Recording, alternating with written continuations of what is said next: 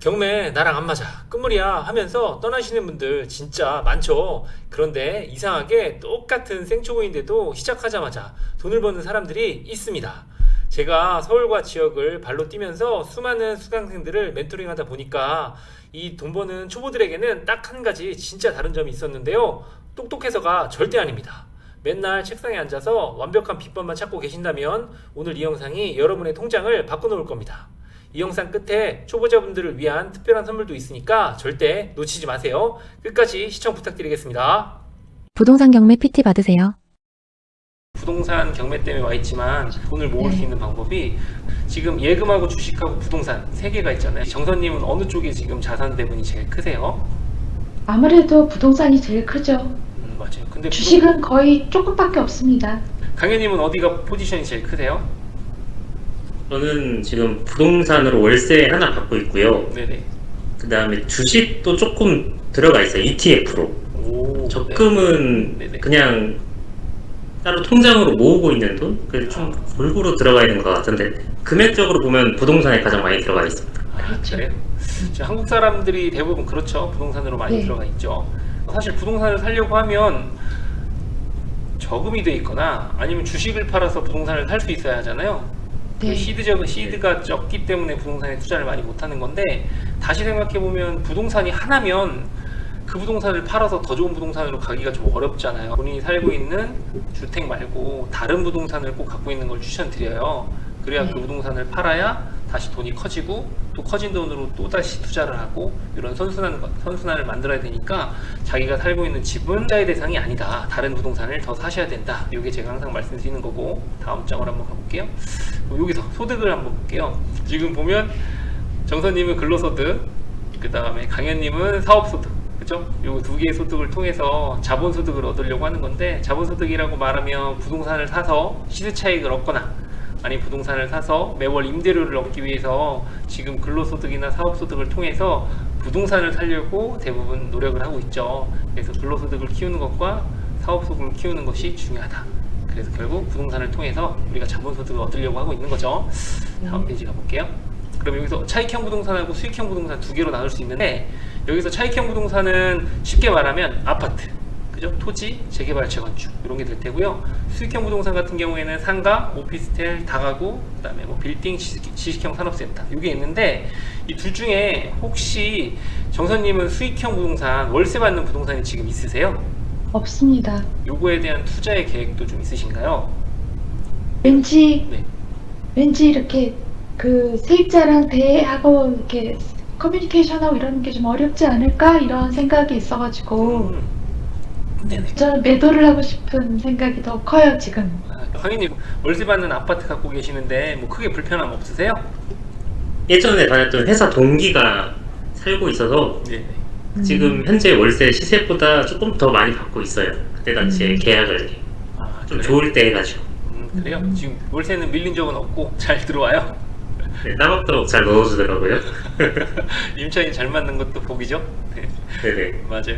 이게 두 개는 같이 하는 걸 추천을 드리는데, 사업소득이나 근로소득이 끊기게 되면 수익은 어디서 발생을 해야 되니까 결국은 수익형 부동산을 사긴 사야 돼요. 근데 수익형 부동산을 살 때 보통 사람들이 경험을 많이 안 해보니까 수익형 부동산을 살 때 실수를 많이 하죠. 뭐 대표적인 예가 분양하는 공실된 상가를 산다든지, 아니면 오피스텔을 샀는데 팔지도 못하고 월세도 잘 안 나오는 경우도 있을 수 있고, 그 다음에 다가구 같은 경우에는 덩치가 결국 크지만 나중 되면은 감가상각으로 인해서 처음에 받던 월세만큼도 못 받고 계속 그렇게 되거든요.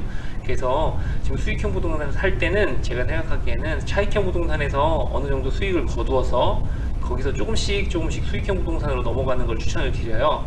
그래서 차익형 부동산 같은 경우에를 6에서 4 정도의 비율로 생각해요.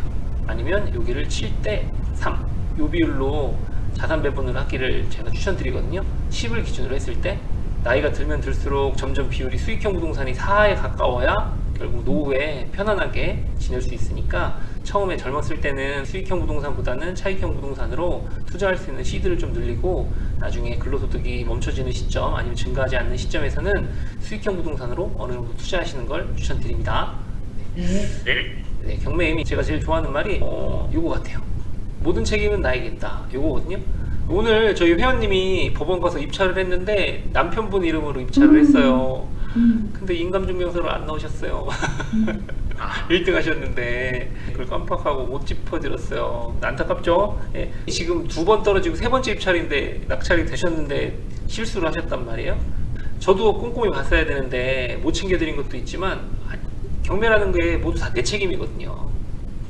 여기서 교육받는 이유도 입찰 받을 때 한 번 더 물어보거나 아니면 안전한지 아닌지 돌다리도 한번 두들겨보고 넘어가듯이 그런 멘토링을 해드리려고 교육을 하는 거니까 나중에 꼭 모르는 거 있거나 입찰하기 전에 궁금한 거 있으면 꼭 물어보시고 입찰하거나 하시면 좋을 것 같아요.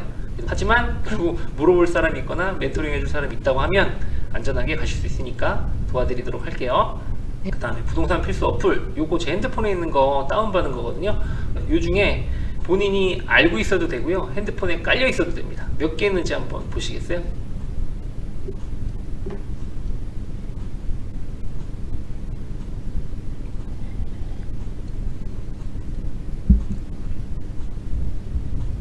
전 15개 있습니다. 저도 그 정도 있는 것 같아요.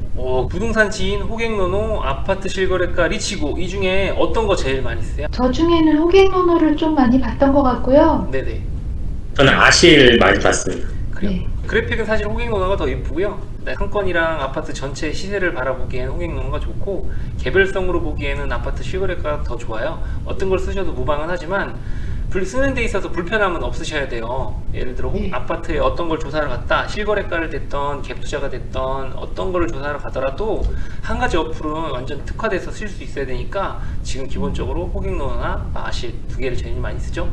또 네이버 부동산 네. 기본으로 쓰고, 네이버 부동산 같은 경우 저도 관심이 가장 컸을 때는 새로운 지역 놀러 가면 무조건 네이버 부동산 열어가지고 주변에 실거래가 확인하고 했었거든요. 네이버 지도랑 카카오맵 같은 경우에는 로드뷰를 자유자재로 쓰면 좋으니까 네이버 지도랑 카카오맵도 같이 보시면 좋아요. 이건 2개를 네이버 부동산을 제일 많이 쓰는 것 같네요, 지금. 그렇죠? 매물 네. 확인하거나 아니면 실제 요즘에 분위기가 어떤지 확인해야 되니까 이 어플 보는 법에 대해서는 뒤에서 다시 한번 제가 설명드리도록 할게요. 본격적으로 경매 수업 한번 해보려고 하는데요. 경매를 받기 시작부터 끝까지를 한번 한 사이클을 보려고 해요.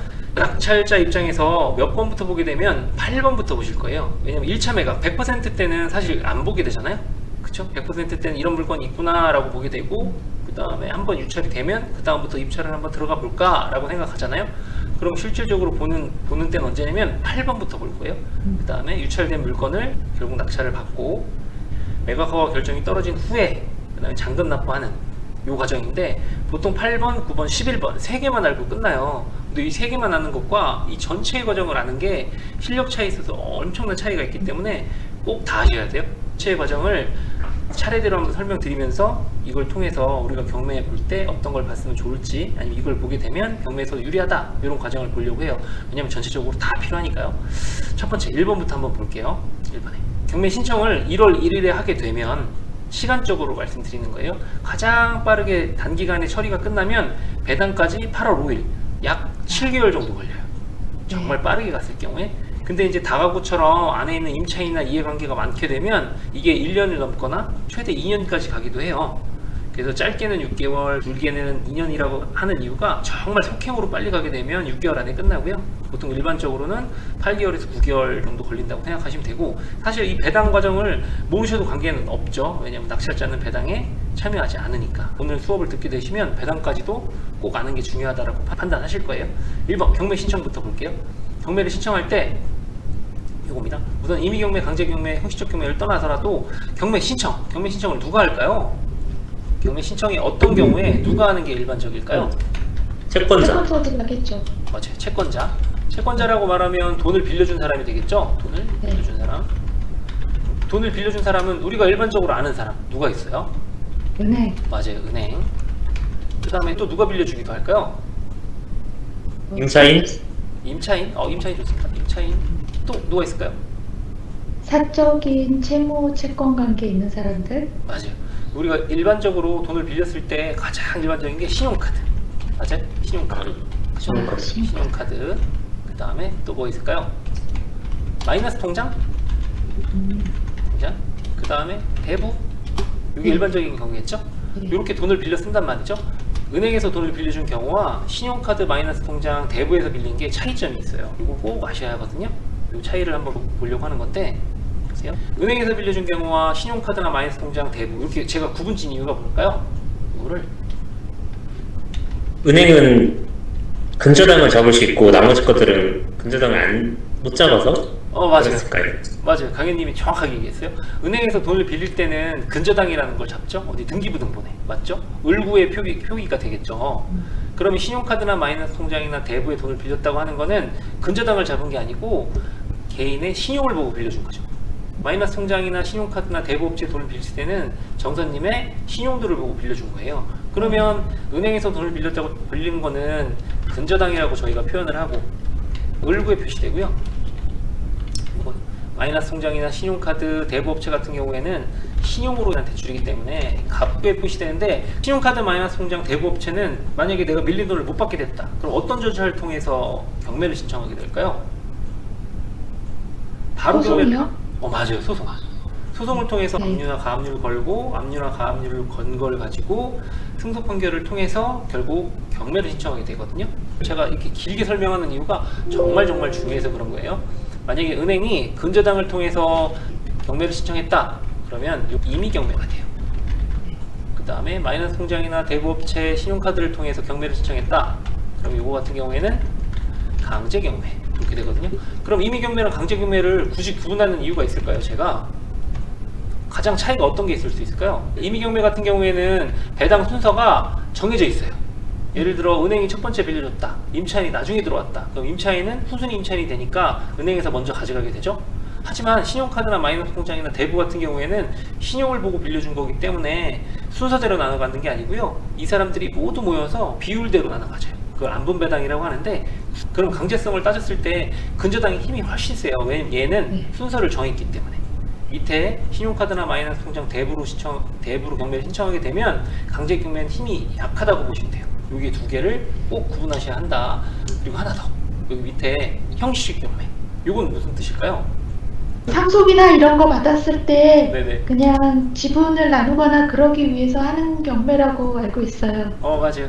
말 그대로예요. 형식적 경매. 경매는 경매인데 그냥 형식만 띄고 있는 경매라고 해서 내가 가지고 있는 부동산을 경매로 팔아주겠어요 라고 법원에 신청하면 법원에서 그냥 경매로 팔아주는 거예요. 이게 일반적으로 공매 같은 경우에 국유재산 매각이라고 해서 나라에서 갖고 있는 재산을 공매를 통해서 팔기도 하잖아요. 경매 같은 경우에는 형식적 경매라고 해서 셋이 부모님한테 똑같이 땅을 나눠 받았어요. 3분의 1 지분으로.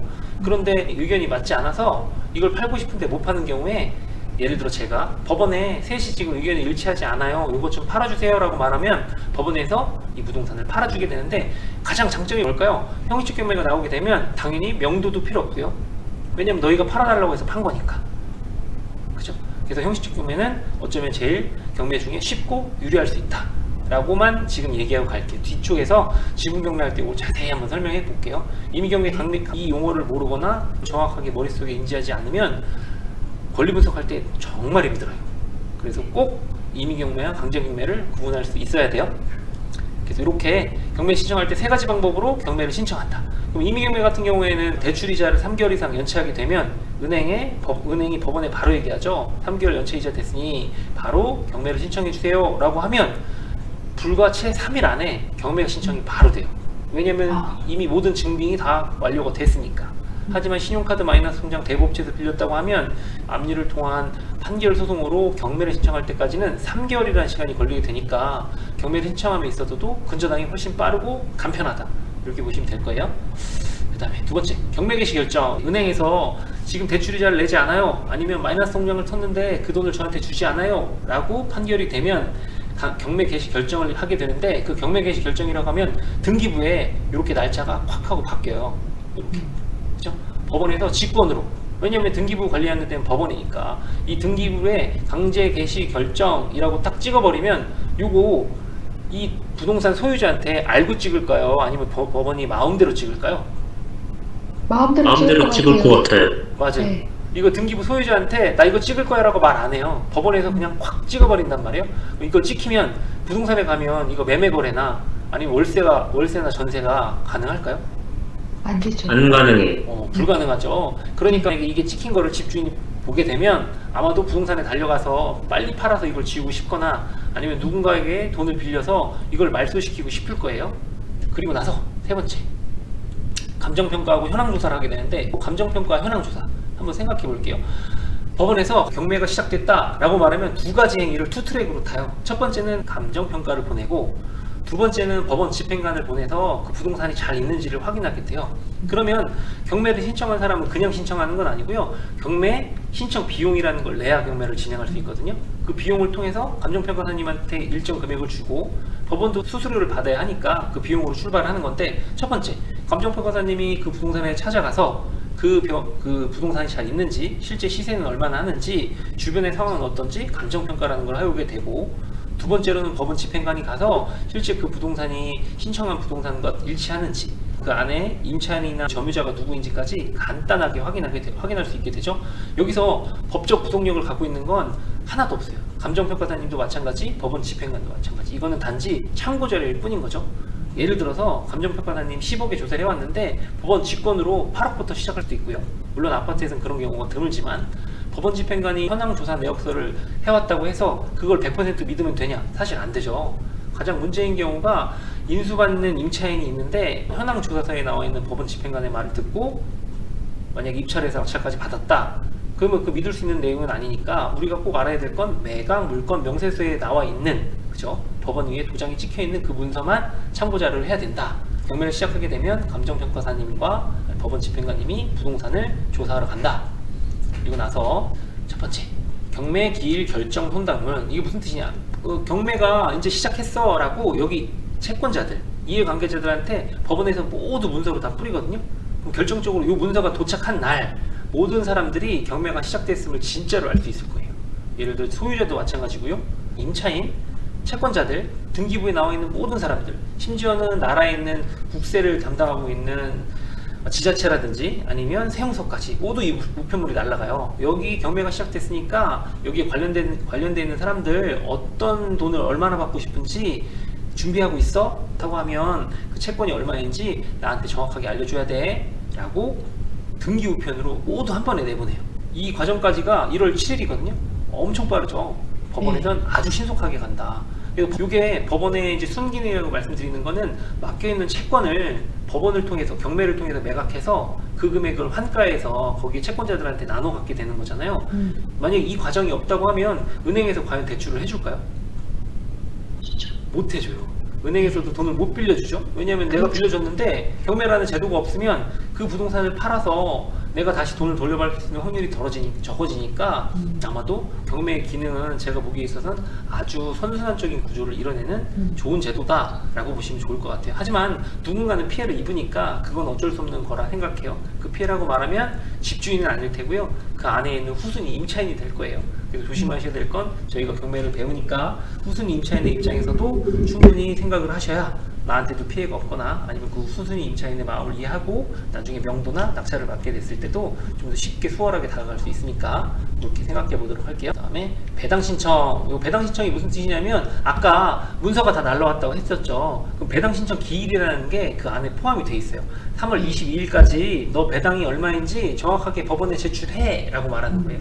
그러면 우리가 굳이 여기에 들어갈 사람들은 채권자의 입장은 아닐 테니까 저희는 임차인의 입장에서 한번 생각해 볼게요. 임차인이 배당 신청서라고 해서 너 지금 거기 전세 살고 있지? 배당 신청서 제출해 라고 법원에서 왔을 거예요. 그러면 안에 있는 임차인은 제출해야 될 서류가 3개예요. 첫 번째는 배당 신청서, 배당 신청하라고 했으니까. 네. 두 번째는 임차인을 증빙할 수 있는 전세계약서나 월세계약서, 그렇죠? 세 번째는 등본. 나 진짜 거기 살고 있는 임차인 맞아 라고 해서 이 3가지 서류를 정해진 기일 내에, 법원에서는 3월 21일까지 제출해 라고 하면 이 기한 내에 배당 신청서를 제출을 해야 배당에 끼워주는 거예요. 배당에 끼워준다는 건 나중에 낙찰자가 정해지고 낙찰자가 낸 돈을 가지고 돈을 나눠줄 때 그 배당에 끼워준다는 뜻이에요. 배당 신청서를 내지 않으면 배당에 들어갈 수가 없죠. 지금 전입신고를 했는지 아니면 확정일자를 받았는지 두 개의 문제는 뒤에 권리분석에도 나오겠지만 기본적으로 배당 신청을 해야지만 배당에 끼워준다라는 뜻이에요. 아무 선순위 임차인이 만약에 배당 신청을 하지 않았다 라고 말하면 뒤에 권리분석 얘기를 먼저 하자고 하면 그 선순위 임차인이 얼마인지 알 수가 없는 거예요. 그러면 그거는 인수해야 될 금액. 경매지에 보면 인수금액 미상이라고 써있는 것들 혹시 보셨죠? 그게 무슨 뜻이냐면 이 배당 신청서를 내지 않은 거예요. 이 배당 신청서를 내지 않으면 그 누구도 알 수 없어요. 그 안에 임차인이 얼마의 권리에 살고 있는지. 법원도 알 수 없는 거예요, 사실.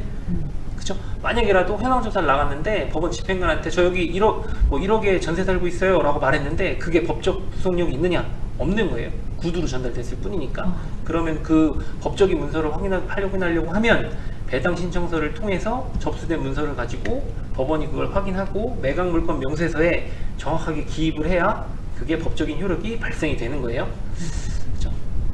그리고 배당 신청서를 제출하고 그 다음에 법원에서 다음 행동은 뭐냐? 이렇게 매각 기일 결정 통보라고 보냈는데 매각 기일 결정 통보를 하기 전에 위에다가 매각 물건 명세서 붙여놨거든요. 뒤에 보면 이렇게 법원에 도장이 찍혀 있죠. 요거는 법적 구속력이 있다는 뜻이고 요즘엔 전자서명 이렇게 가름하는 경우도 많거든요. 그거는 참고하시면 되고 여기 나와 있는 임차인이 여기에 이제 배당 신청을 하고 권리관계를 밝히게 되면 요 박스권 안에 있는 것들은 공신력 있는 자료가 되겠죠. 여기 있는 자료는 믿으셔도 된다. 그렇죠? 이 자료만 믿고 저희는 입찰을 하는 거예요. 만약에 이 자료가 잘못돼서 내가 불특정한 피해를 입었다 그러면 매각 결정을 취소할 수 있거나 원복할 수 있으니까 이 매각 물건 명세서에 있는 내용은 반드시 숙지를 하고 가셔야 되는 거예요. 그리고 하나 더 말씀드리면 매각기일 결정 통보라는 게 무슨 뜻이냐면 아까 배당 신청하라고 3월 20일까지 채권자들이나 임차인한테 모든 문서를 받았잖아요. 그러면 나 이거 이제 1차부터 시작할 거야 라는 날짜를 공지를 해요. 그 안에 있는 임차인이나 채권자들한테. 그럼 인지를 하겠죠. 아 그러면 이제 경매가 시작되는구나 라고 채권자들한테 모든 문서가 등본으로 가게 되죠. 그럼 그 사람들은 이제 준비를 하고 있겠죠. 아 이제 100% 시작하는구나 알게 되죠. 하지만 100% 입찰하는 경우가 드물죠. 종사님 보통 1차에서 아파트가 100% 이상에 낙찰되는 경우가 어떤 경우가 있을 수 있다고 생각하세요? 뭐 입지 좋은 곳에 있는 아파트면은 1차에 하는 사람도 있겠지만 대부분은 1차에 안 하는 걸로 알고 있어요. 요즘에 서울 분위기 엄청 좋잖아요. 얼마 전까지 되게 좋았잖아요. 규제 있기 전까지. 네, 엄청 오른다 하더라고요. 네, 그때 100% 돌파하는 물건도 꽤 있었어요. 서울도. 네, 네, 그쵸? 네. 왜냐면 감정평가랑 그 다음에 낙찰까지 기간은 6개월 이상 소요가 되니까 6개월 사이에 시세가 오르게 되면 당연히 1차에서 입찰하는 것도 맞아요. 네. 그쵸? 강혜님도 혹시 1차에서 입찰하는 물건에 입찰하실 수 있는 용기와 배포가 있으실 수 있을까요? 아주 큰 상승장이면 할 수 있을 것 같습니다. 경매라는 거는 권리 분석도 물론 중요해요. 리스크가 얼마가 있는지 아니면 내가 얼마의 인수금액이 있는지도 중요하지만 근본적으로는 이 부동산이 정말 좋은지를 파악할 수 있어야 되는 거니까 그 다음에 안전하게 권리 분석을 하고 그 다음에 입찰가를 산정하는 것까지 그게 한 세트라고 보시면 될 거예요. 7번으로 한번 넘어가 볼게요. 7번 1차 매각 1차 매각을 하게 되는데 1차에 아무도 들어오지 않으면 30%씩 저감이 되죠. 근데 우리나라에서 20%씩 저감되는 데가 어디죠? 서울 아니에요? 네, 서울만 20%씩 유찰이 돼요. 네. 왜 서울은 저감률이 20%일까요? 다른 데도 납찰이 돼서 그랬을까요? 맞아요. 20%씩 유찰이 되더라도 서울 같은 경우에는 낙찰이 되니까. 그렇죠? 네. 그만큼 부동산이 좋거나 비싼 게 많으니까 또 그렇게 되겠죠.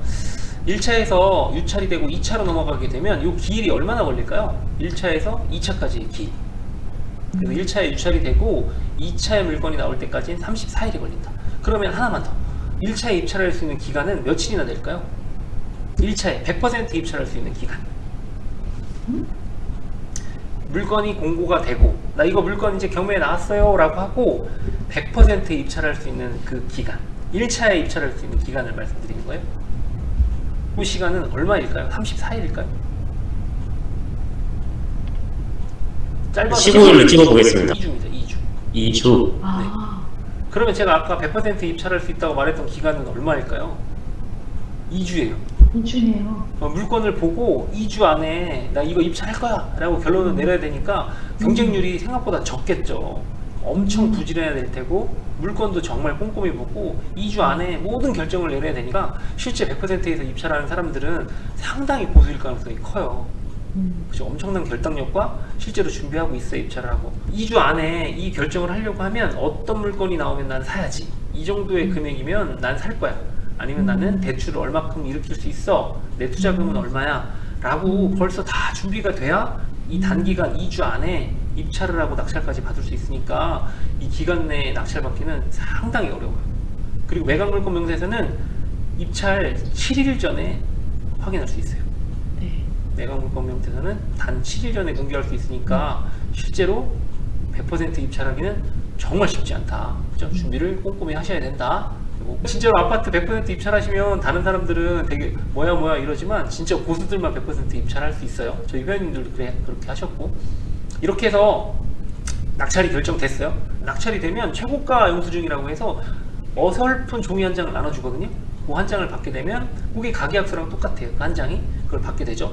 낙찰자를 결정이 되면 바로 잔금을 낼 수 있냐? 그렇지 않아요. 기간이 필요한데, 허가 결정이라고 해서 지금 결정을 내리는데 문제 있는지 없는지 법원에서 다시 한번 일주일 정도의 검토 시간을 가져요. 이 기간 안에 의의 있는 사람들 제출해, 아니면 법원에서 자체적으로 또 우리가 뭐 잘못한 거 있는가 다시 한번 검토를 하게 되죠. 그리고 나서 아무도 의의를 제기하지 않으면 허가 확정이라는 게 떨어지고, 그 다음에는 항고가 없게 되면 잔금 납부 기일을 결정하게 돼요. 낙찰을 받고 2주의 기간 후에 잔금을 내라고 말을 하고, 잔금 기한은 법원에 따라 조금 다르긴 하지만 28일을 주어줘요. 4주. 약 4주의 기간 동안 잔금을 내라고 하겠죠. 낙찰자가 되면 2주의 기간 동안 어떤 걸 할까요, 보통? 정선님, 낙찰이 되셨어요. 그리고 최고가 매수인 영수증을 받고 입찰장에서 나올 때 대출 상담사님들이 명함을 막 30개씩 나눠주셔가지고 그걸 가지고 집으로 오셨어요. 다음 액션은 어떤 게 있을 수 있을까요? 낙찰을 받고 나서. 전화해서 물어보겠죠. 얼마 금리에 받을 수 있는지 뭐 이런 거 알아보겠죠. 맞아요. 대출 알아보시고 하나 더 해야 될 게 명도도 여기서 또 준비하셔야 돼요. 아, 맞아요. 그러면 낙찰을 받고 오시면 현관에 가서 포스트잇을 붙이고 오셔도 되고, 관리실에 가셔서 안에 있는 임차인하고 연락하고 싶다고 연락처를 남겨달라고 할 수도 있고, 요거는 제가 스터디 뒤쪽에 다시 한번 명도의 과정에서 설명을 드릴 거예요. 낙찰 받다고 끝나는 건 아니고, 저희가 처음에 순서대로 알아야 된다고 말했던 이유가 요거예요. 배당 신청하라고 법원에서 분명히 문서를 보냈을 거예요. 그럼 배당 신청서를 다 냈을 거예요. 채권자, 임차인, 거기에는 은행부터 시작해서 모든 사람들이 법원한테 문서를 다 냈을 거예요. 그 문서를 법원에서 모아놓고, 그 모아놓은 문서를 누구만 볼 수 있게 해주냐? 이해관계자. 낙찰자는 그 문서를 볼 수 있어요. 언제? 낙찰이 된 이후에. 그러면 그 문서 안에는 어떤 게 있을 수 있을까요? 가장 알고 싶은 거. 집주인의 전화번호, 임차인의 전화번호. 이 모든 기록들을 열람할 수 있으니까 보통 낙찰이 되고 나서는, 만약에 해남에 있는 아니면 부산에 있는 아파트를 낙찰을 받으셨다, 그럼 부산을 다시 가기 힘들잖아요. 낙찰 네. 당일에 사건 기록 열람을 하셔서 필요한 정보를 얻어갖고 다시 서울로 오셔야 된다. 그래서 사건 기록 열람이 이 배당 신청한 문서들, 이 사람들 하나하나의 문서들을 법원에서 다 모아놓고 있다가 낙찰자한테는 이 문서들을 모두 볼 수 있게 하는 권한을 주니까, 낙찰을 받고 나서는 이 문서를 보는 사건 기록 열람을 하셔야 된다. 네, 그 과정이에요. 그러면 네. 낙찰자가 아니라 다른 이해관계인들도 사건 기록 열람을 할 수 있나요? 예를 들어 임차인도 네, 할수 맞아요. 있는- 사건 기록 열람을 하시고, 대출이 얼마가 나오는지 대출 상담사님한테 대출을 알아보고, 그 다음에 대출을 받은 후에 잔금을 납부하게 되죠. 그리고 낙찰자의 역할이 끝났느냐? 여기서 끝이 아니에요. 사실 낙찰자가 배당을 왜 신경 써야 할까요? 신경 써야 하는 경우가 왜 생길까요? 배당을. 제가 인수받아야 되는 임차인이 배당을 받아가서 내가 인수해야 되는 금액이 있는지 없는지 그걸 볼 것 같은데요. 맞아요. 이거 한번 생각해 볼게요. 사실 경매라는 것 중에 제일 어려운 게 임차인을 어떻게 우리가 해결하냐잖아요. 임차인 중에 100% 배당받는 사람도 있을 거예요. 그렇죠? 그 다음에 50% 배당받는 사람도 있을 테고, 그 다음에 하나도 배당받지 못하는 임차인도 있을 거예요. 그럼 예를 들어서 100% 배당을 받는 임차인이라고 생각해 볼게요. 2억을 배당받는다. 예를 들어서 이 집이 3억에 매매되는 아파트인데 2억에 전세를 살고 있는 임차인이었어요. 그러면 임차인 입장에서 생각해 보면 2억이라는 전세금을 살고 있고 2억이라는 금을 법원에서 배당을 받아야 이사를 나갈 수 있는 거예요. 그죠? 그러면 잔금 내고 나서 바로 소유권은 내 거지만 이 안에 2억을 배당 받아야 하는 임차인은 이사를 나갈 수 있을까요? 법원에서 배당을 받아야 이사를 나갈 수 있으니까 배당까지는 잔금을 내고도 한 달이라는 기간이 있어요. 그러면 이 배당 관계를 모른다고 하면 내가 낙찰을 바로 받고 나서 바로 임차인한테 가서 이거 내 집이니까 나가 라고 하면 임차인 나갈 수 있나요? 못 나가요. 왜냐면 배당을 2억을 받아야 나갈 수 있는 거니까. 그럼 이때 낙찰자는 어떤 포지션을 취해야 해요? 그래 너 내 건데 배당 받기 전까지는 그냥 편안하게 살아 이렇게 얘기할까요? 아니겠죠? 어떻게 하면 좋을까요? 내용 증명을 보냅니다. 네, 어떤 내용 증명을 보낼까요? 지금 이 집은 내 집이고 맞아요. 너는 지금 점유하고 있으니까 월세 낼 준비하고 맞아요. 네. 아니면 너 강제 집행할 거다 이런 거. 맞아요. 가장 심플하게 말씀을 드리면 여기 소유권은 넘어왔는데 너 지금 배당을 못 받았잖아. 배당 받는 한 달 동안에는 너 나한테 월세를 줘야 되는데 지금 시세를 알아보니까 시세가 보증금 3천만 원에 월세가 150만 원 정도 하더라. 그 월세 150만 원 나한테 줘야겠지 라고 얘기해야겠죠. 그래야 이 150만 원을 받으면서 대출이자를 내야 되니까.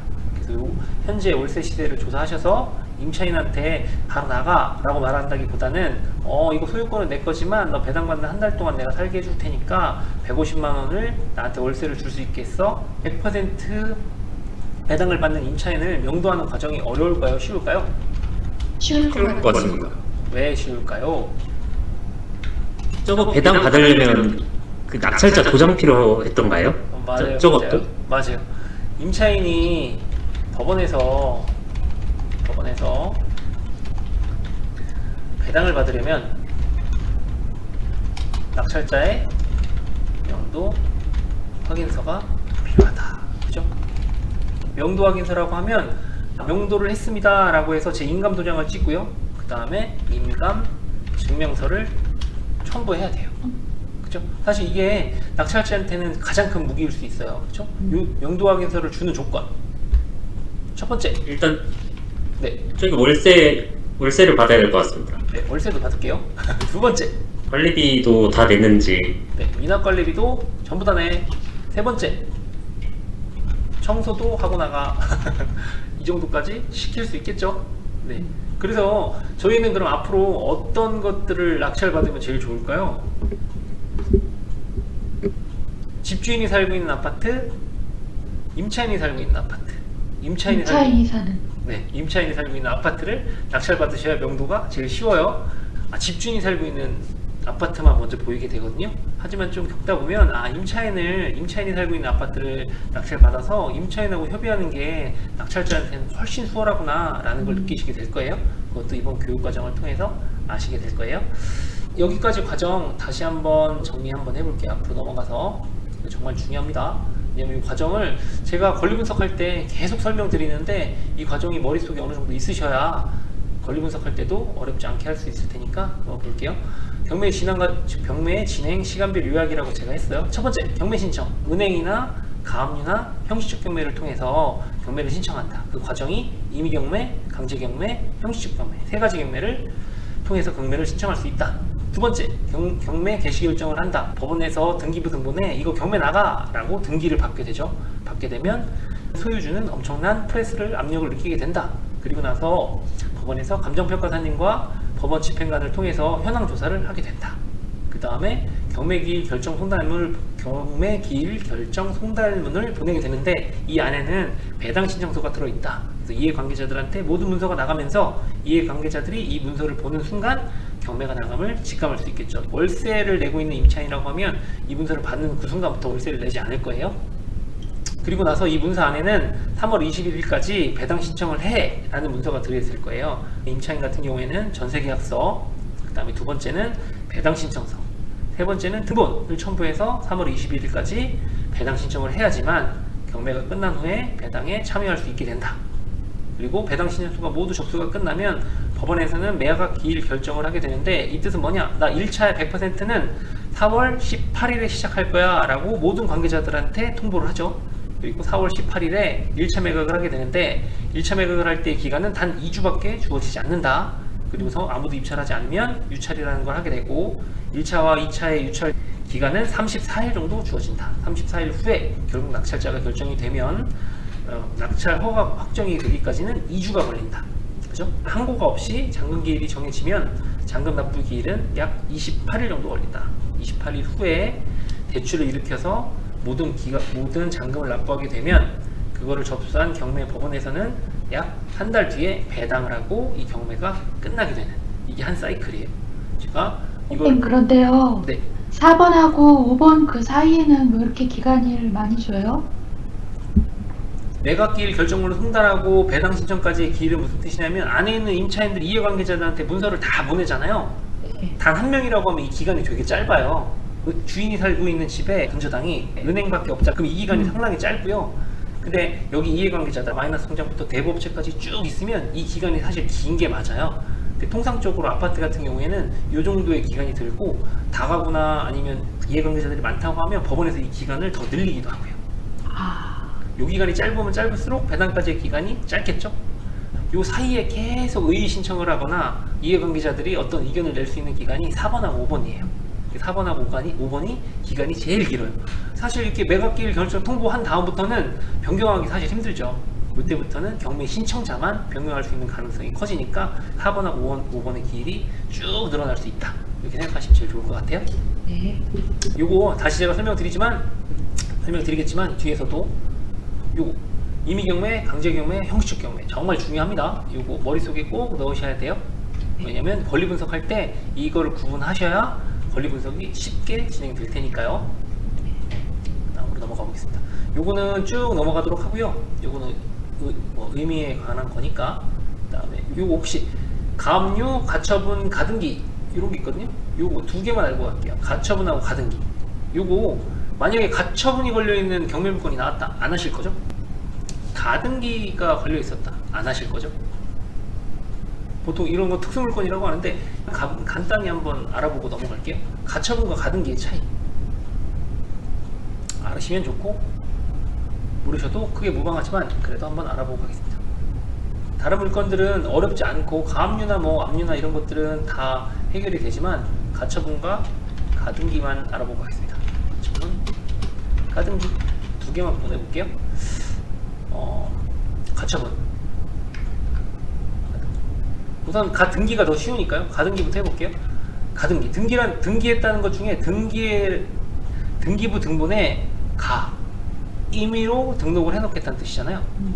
그럼 가처분 얘는 처분은 처분인데 뭐야? 임의로 처분하겠다는 뜻인가? 이런 뜻으로 보면 되는데 가등기부터 이해하시는 게 제일 좋을 거예요. 예를 들어 방금 전까지만 해도 서울 주택에 대출 규제가 일어나지 않았다 하면 아마 아파트 값이 계속 올랐을 것 같아요. 그죠? 근데 서울 아파트 20억짜리를 한번 계약을 해볼게요. 20억 아파트를 매매 계약을 해야 되는데 계약금을 2억을 줬어요. 계약금을 1억을 주고 그 다음에 6개월 뒤에 잔금을 치르기로 했어요.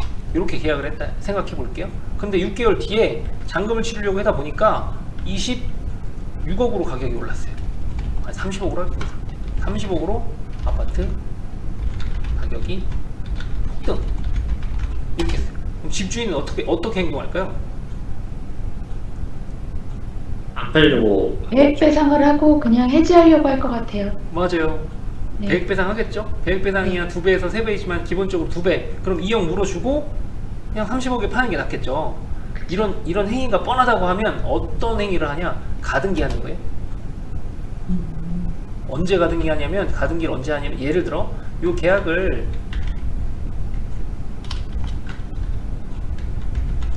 2025년 1월 1일 날 했고 그 다음에 6개월 뒤에 잔금 치르는 날짜가 언제냐? 2025년 7월 1일이라고 해보면 이렇게 계약을 했다 치면 가등기는 어떻게 치는 거냐? 이렇게 2025년 1월 1일 그 다음에 가등기 금액은 1억 이렇게 치는 거죠.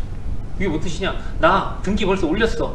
그리고 나머지 6개월 뒤에 나머지 금액 19억 하고 19억을 치르고 이거 내 거로 소유권을 이전할 거야 라는 뜻이에요. 그러면 여기 가등기 칠 때 이때는 어떤 게 필요할까요? 여기서는 배액 배상만 하면 돼요. 여긴 등기에 올렸잖아요. 이거 등기 말소 해줄까요? 등기 올린 사람이? 절대 안 해주죠? 안 해주죠. 이때는 배액 배상을 1억 2억 하는 게 아니고요 8억 달라고 할 수도 있고 10억 달라고 할 수도 있고 어쩌면 이건 법정 소송으로 가도 무조건 이겨요. 그쵸? 그러면 이런 바보 같은 짓을 할 리는 없겠지만 예를 들어 잔금을 12개월 뒤에 치겠다 이럴 수 있잖아요. 그러면 아파트가 40억이 됐다고 치면 가등기를 반드시 쳐야겠죠. 가등기는 이런 뜻이에요. 만약에 가등기에 찍혀 있다 그럼 이거는 가등기의 순서에 따라서 말소가 될 수 있고 말소가 되지 않을 수가 있어요. 근데 가등기가 만약에 최선순위처럼 맨 위로 올라가 있다 그럼 당연히 인수겠죠. 그 다음에 가처분은 뭘까요? 그러면 가처분과 가등기 차이 두 개가 똑같습니다. 똑같은 조건으로 해볼게요. 이렇게 똑같은 조건으로 아파트 매매 계약을 했고 이 사람은 등기를 치지 못한 거예요. 똑같은 조건이었어요. 근데 여기서 배액 배상을 하기로 했는데 난 배액 배상 정말 못 받겠어. 난 내 눈에 흙이 들어가도 배액 배상은 싫어. 나 이거 아파트 소송을 걸어서라도 꼭 내 걸로 뺏어오고 싶어 라고 하면 그때 소송을 거는 거예요. 소송. 나 이거 내 거로 하기로 나 확인했어. 그리고 배액 배상 따윈 필요 없어. 내가 이거 소송을 걸어서 꼭 이길 거야 라고 소송을 거는 게 가처분이 되는 거예요. 그러면 이 소송의 결과에 따라서 달라져요. 등기는 이미 정해져 있어요. 순번 자체가. 요게 어쩌면 임의경매에 가까운 거고, 임의경매. 얘는 내 눈에 보이는 거예요. 현실화 됐어요. 현실화. 날짜도 현실화, 결과도 현실화. 왜? 날짜가 2025년 1월 1일 날 등기부에 팍 찍혔으니까. 근데 가처분은 소송 중이라고 했잖아요. 소송의 결과에 따라서 낙찰자가 소유권을 잃을 수도 있는 거예요. 가처분은. 그렇기 때문에 가처분에 걸린 물건이 있다. 그러면 소송 결과가 아직 결정되지 않았으니까 이건 입찰하시면 안 된다. 그죠? 등기 같은 경우에는 입찰하셔도 된다. 어떨 때? 순위가 내 눈에 확정적으로 보일 때. 하지만 가처분 같은 경우에는 소송 중이기 때문에 소송 결과에 따라서 낙찰자의 소유권을 상실할 수도 있기 때문에 가처분 같은 경우에는 입찰을 조심하셔야 된다. 이렇게 보시면 될 거예요. 아주 심플한 과정이었으니까 이것도 혹시나 질문사항이 있으면 받아보도록 할게요. 근데 이 두 가지가 경매에 나오는 경우는 되게 드문 일이 되겠죠. 네. 이렇게 넘어갈게요. 가처분은 네. 그러면 소송이 끝나면 가처분이라는 그렇게 지워지나요? 네, 맞아요. 지워져요. 소송 결과에 따라 지워집니다. 네. 아, 결과 나오면 바로 지워지는 거고, 네네. 가등기는 후순이면은 말소되는 거고, 선순이면 인수되는 건가요? 맞아요. 그래서 가등기는 사실 요건 순서가 제가 눈에 보인다고 했잖아요. 누가 말소되고 누가 말소되지 않는지. 그러니까 가등기 같은 경우는 사실 위험할 것도 없고 내 눈에 보이니까 굳이 요거는 권리 분석이라 할 것도 사실 없죠. 이렇게 보시면 될 거예요.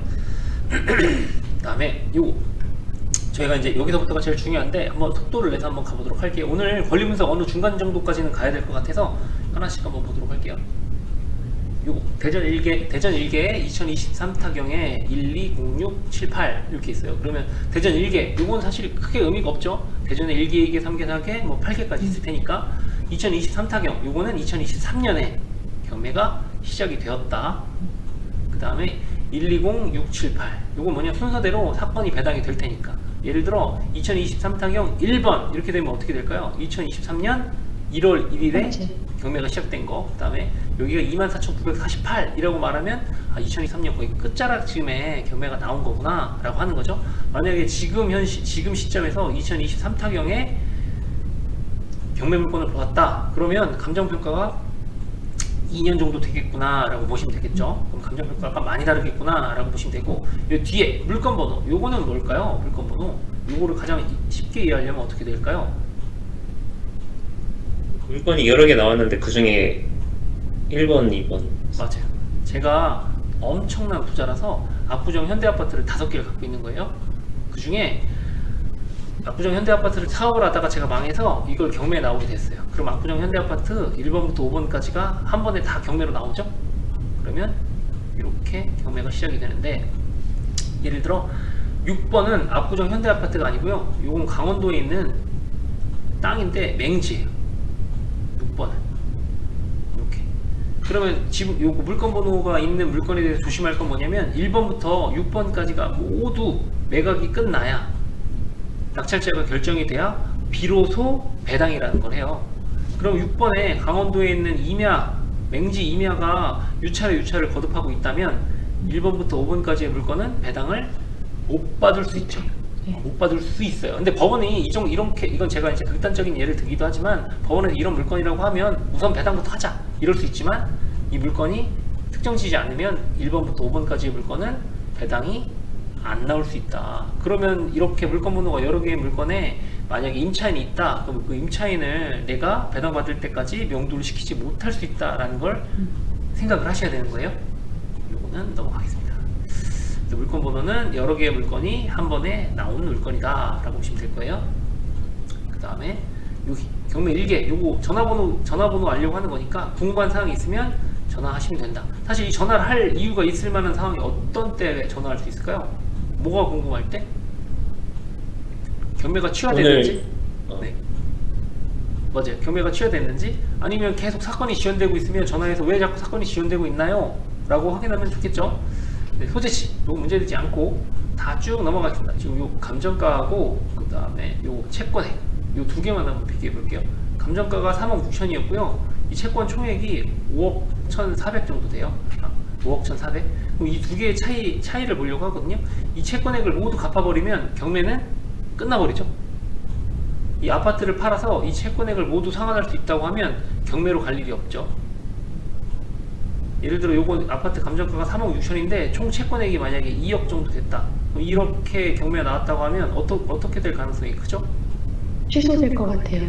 맞아요. 취하될 가능성이 상당히 클 거예요. 왜냐면 아파트가 요거 팔아서 이 채권을 배상하면 끝나니까. 그래서 봐야 될 건 뭐냐, 감정가하고 총 채권 금액을 비교해서 이게 비슷하다 그러면 아마 채권이 이게 경매로 끝나는 게 아니고 그냥 취하될 가능성이 크다. 그러면 진짜 탐나고 이게 정선님이 꼭 갖고 싶은 물건이 경매에 나왔는데 이 두 개의 가격이 비슷해요.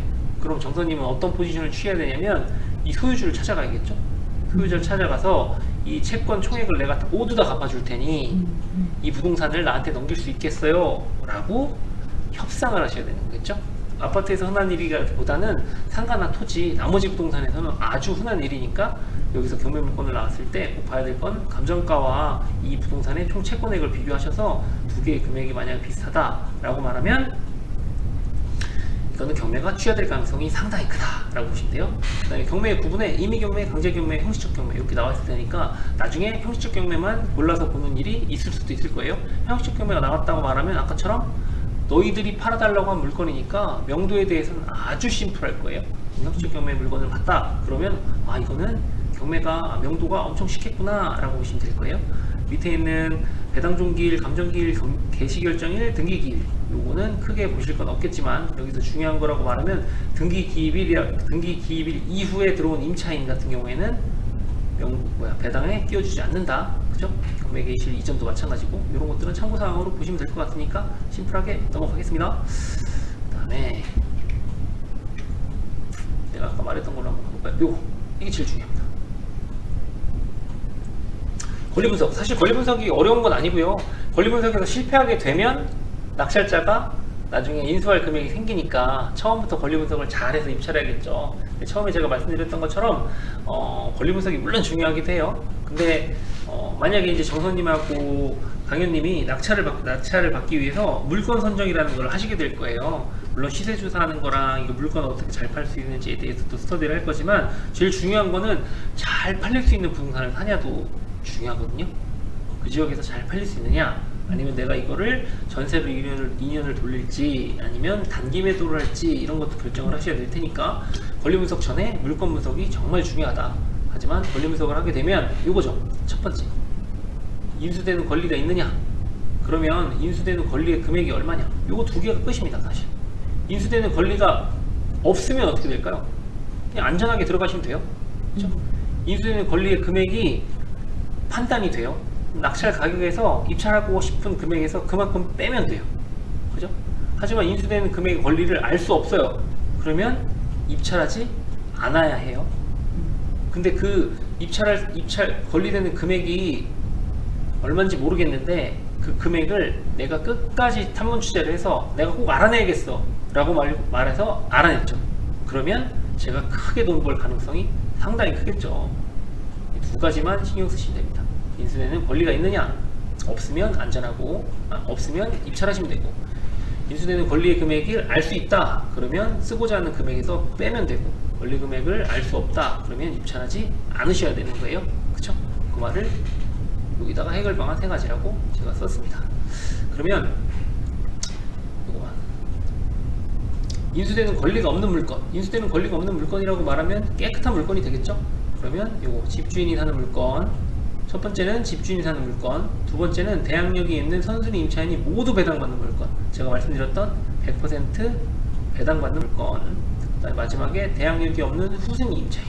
이런 같은 경우에 대부분 후순위 임차인이 빌라에서 다가구 주택에서 주인 세대에 사시는 분들 있잖아요. 3억 정도 그 주인 세대에서 편하게 사시는데 나중에 경매로 나오게 돼서 3억 하나도 배당받지 못하는 그런 임차인, 아니면 500에 45만 원 정도, 500에 월세 45만 원에 사는 임차인인데 이런 오피스텔이나 조그마한 원룸에 사시는 분들인데, 이런 같은 경우 후순위이긴 하지만 보증금 500만 원 중에 이 45만 원을 10달 정도 안 내게 되면 보증금을 안 낸 거나 아니면 배당을 못 받는 거나 아니면 보증금 안 낸 거나 거의 비슷비슷할 테니까 큰 피해가 없겠죠. 요 세 가지 입장에서 지금 말이 나왔으니까 한번 볼까요? 인수대는 권리가 없는 물건이라고 저희는 말할 수 있지만, 이 중에서 저희는 경매에서 제일 중요한 것 중에 하나가 명도잖아요. 이 중에 명도가 가장 쉬운 거는 어떤 걸까요? 2번. 네, 당연히 2번이 명도가 가장 쉽겠죠. 그러면 1번과 3번 중에 명도가 어느 게 더 쉬울까요? 답은 3번. 예? 3번. 3번. 답은 정해져 있지 않지만 확률적으로 말씀드리는 건 3번. 맞아요. 왜 3번일까요? 1번 집주인은 돈도 안 갚아가지고 경매에 나왔는데 쉽게 안 나갈 것 같은데. 맞아요. 3번은 어떨까요? 그러면 조금 어르고 달래서 어르고 달래서 맞아요. 속상하시겠어요 하면서. 맞아. 강현님 지금 이 자세로 명도를 하시면 깨끗하게 끝납니다. 지금 이 포지션과 이 마음으로 명도하시면 돼요. 3번 같은 경우에 잘 생각해 볼까요? 강현님도 이제 젊은 시절 있으셨잖아요. 보통 경험이 없는 사회 초년생이나 아니면 부동산에 약간 관심이 없으신 분들이 보통 3번 포지션에 많이 임차를 하고 계세요. 그런 분들도 만약에 경매가 나갔다고 하면 경매를 당해서 내가 후순위 임차인이라는 걸 직감적으로 알 수 있어요. 여기저기 물어보게 되면 너는 그냥 돈 못 받는 거야, 아니면 너는 그냥 네가 잘못한 거야. 그럼 이거 같은 경우 3번 같은 경우에는 어떤 거냐면 세 분, 제가 요거 좀 서운한 얘기긴 하지만 3명이 잘못했거든요. 첫 번째 누가 잘못했냐? 본인. 당연히 본인이 계약했으니까 본인이 잘못했죠. 그죠? 두 번째, 젊은 사람들이 많이 이런 피해를 당하거든요. 누구죠? 누가 잘못했죠? 이게 부모님이 잘못했어요. 부모님이 안 알려줬잖아요. 너 그렇게 계약하면 큰일 난다. 부모님도 서로 관심이 없었던 거예요. 세 번째, 전 중개인이라고 생각해요. 네. 중개인이 이거 위험하니까 이런 계약은 나중에 경매로 넘어가게 되면 피해 볼 수 있어요 라고 얘기해 줘야 되는데 안 했잖아요. 그쵸? 요 3명한테 아마 책임 전가를 엄청 하고 있을 거예요. 누가? 대항력이 없는 후순위 임차인은. 그쵸? 아, 내가 잘못했네. 내가 그때 꼼꼼하게 확인하고 들어갔었어야 되는데, 아니면 왜 엄마 아빠는 나한테 이런 것도 알려주지 않았지? 이럴 수도 있지만, 마지막 중개사님은 진짜 나쁜 사람이다. 나한테 이렇게 큰 피해를 준 사람이 어떻게 나한테 중개 수수료까지 받아갈 수 있겠냐? 라고 이렇게 생각하면서 아마도 포기하는 마음이 엄청 클 거예요. 그래서 이런 임차인 내보내는 건 사실 어렵지 않아요. 그죠? 아까 강현님이 너무 잘 말씀해 주셨죠? 집주인이 사는 경우, 요 경우가 예상하기도 가장 힘들고 명도의 과정도 가장 불투명해요. 그래서 집주인이 사는 경매 물건이 시장에서 거의 80% 이상을 차지하고 있지만, 그럼에도 불구하고 좋은 물건이면 입찰하셔도 되지만, 만약에 내가 검색한 물건이 진짜 좋기도 좋고 그 안에 있는 점유자가 임차인이라고 말하면 명도까지도 어쩌면 쉬운 물건이니까, 저희가 스터디를 한 이유 중에 하나가 임차인이 있는 경매 물건을 들어가야겠구나 라고 생각하시면 제일 좋을 거예요. 마지막에 인수되는 권리가 있는 물건, 요건 아까 말했지만 정확한 권리 분석이 필요하죠. 네, 대항력이 있는 선순위 임차인이 배당받지 못하거나 일부러 배당 신청을 안 하는 경우가 있어요. 요거는 제가 뒤에 다시 한번 설명드려 볼게요. 인수되는 권리가 있는 임차인이 왜 배당 신청을 안 하지? 라고 말할 수 있겠지만, 그 사람도 다 큰 그림을 그리고 있으니까 그 경우엔 저희가 어떻게 대처를 해야 되는지 뒷부분에서 다시 한번 설명드려 볼게요. 제가 세 가지만 판단하면 된다고 했어요. 다시 한번 얘기해 보고 갈게요. 첫 번째, 집주인이 사는 경우. 두 번째, 대항력이 있는 선순위 임차인이 사는 경우. 세 번째, 대항력이 없는 후순위 임차인이 사는 경우. 요거만 정확하게 머릿속에 기억해보고 다음 물건으로 한번 가볼게요. 첫 번째, 인수되는 권리가 없는 집주인이 사는 물건. 요거 한번 볼게요. 이거 처음부터 제가 말씀드렸지만 뭐가 어려울 것이다? 명도가 어려울 것이다. 어떻게 될지 모르니까. 그러면 집주인이 살고 있는 인수되는 권리가 없는 집주인이 사는 물건 어떻게 확인할 수 있죠? 집주인이 살고 있는지 가장 쉬운 거. 매각 물건 명세서에 나오지 않나요? 매각 물건 명세서에 뭐가 있죠? 이 박스권 안에 뭘까요? 임차인. 네, 점유자의 점유자. 선택과 임차인 이런 게 있는데 이 안이 공란으로 되어 있다는 건 무슨 뜻이냐? 집주인이 살고 있다 그 뜻이죠. 그럼 이런 물건 권리 분석할 이유가 있나요? 권리 분석 일할 것도 없습니다. 없죠. 왜냐하면 인수되는 금액이 없는 집주인이 살고 있으면 인수되는 권리가 없죠. 만약 이 안에가 공란이다 그러면 권리 분석은 필요 없다. 그냥 그때부터는 이 물건이 좋은지 안 좋은지에 대한 판단만 하시면 되는 거예요. 물론 이 집주인이 등기부등본을 통해서 어떤 상황인지 예측을 하고 들어가는 것도 제가 말씀을 드리겠지만 어쨌든 지금 권리분석 입장에서만 바라보고 있는 거니까 만약에 매각 물건 명세서 안에 여기 점유자란이 비어있다 라고 말하면 집주인이 살고 있는 거니까 권리분석은 필요 없다. 그래서 여기 선언대로 권리분석이 필요 없는 깨끗한 물건이다. 이렇게 판단하시면 될 거예요. 그 다음에 두 번째 상황으로 가볼게요. 혹시 이게 어렵지 않으시죠? 두 번째.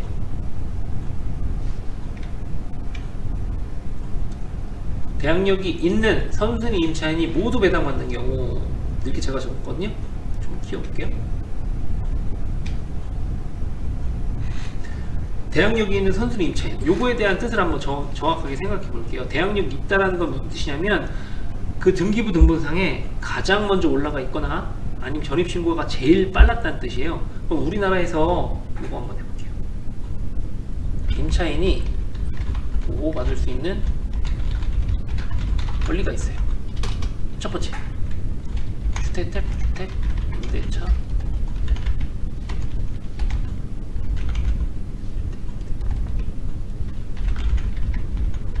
주택임대차 보호법에서 보호받을 수 있어요. 주택임대차 보호법에서 보호를 받으려고 하면 뭐가 필요할까요?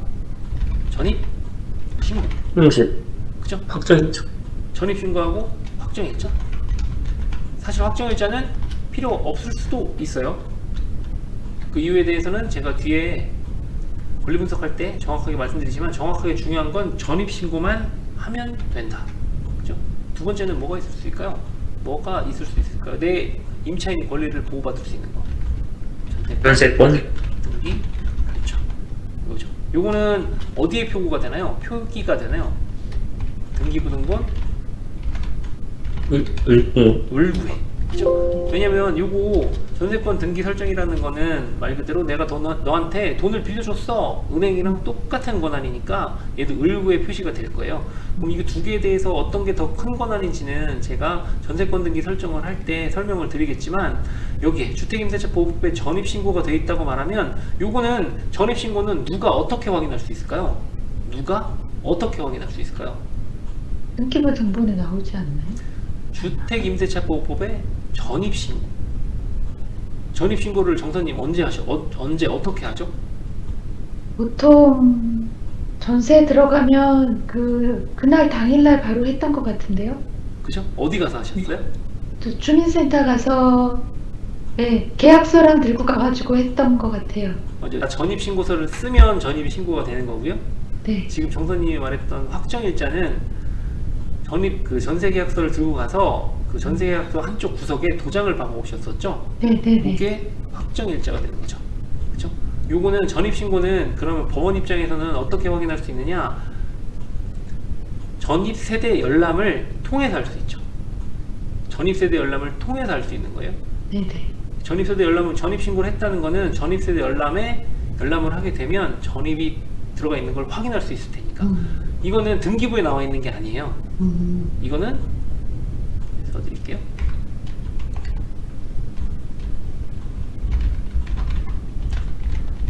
전입세대 열람을 통해서 확인할 수 있는 거예요.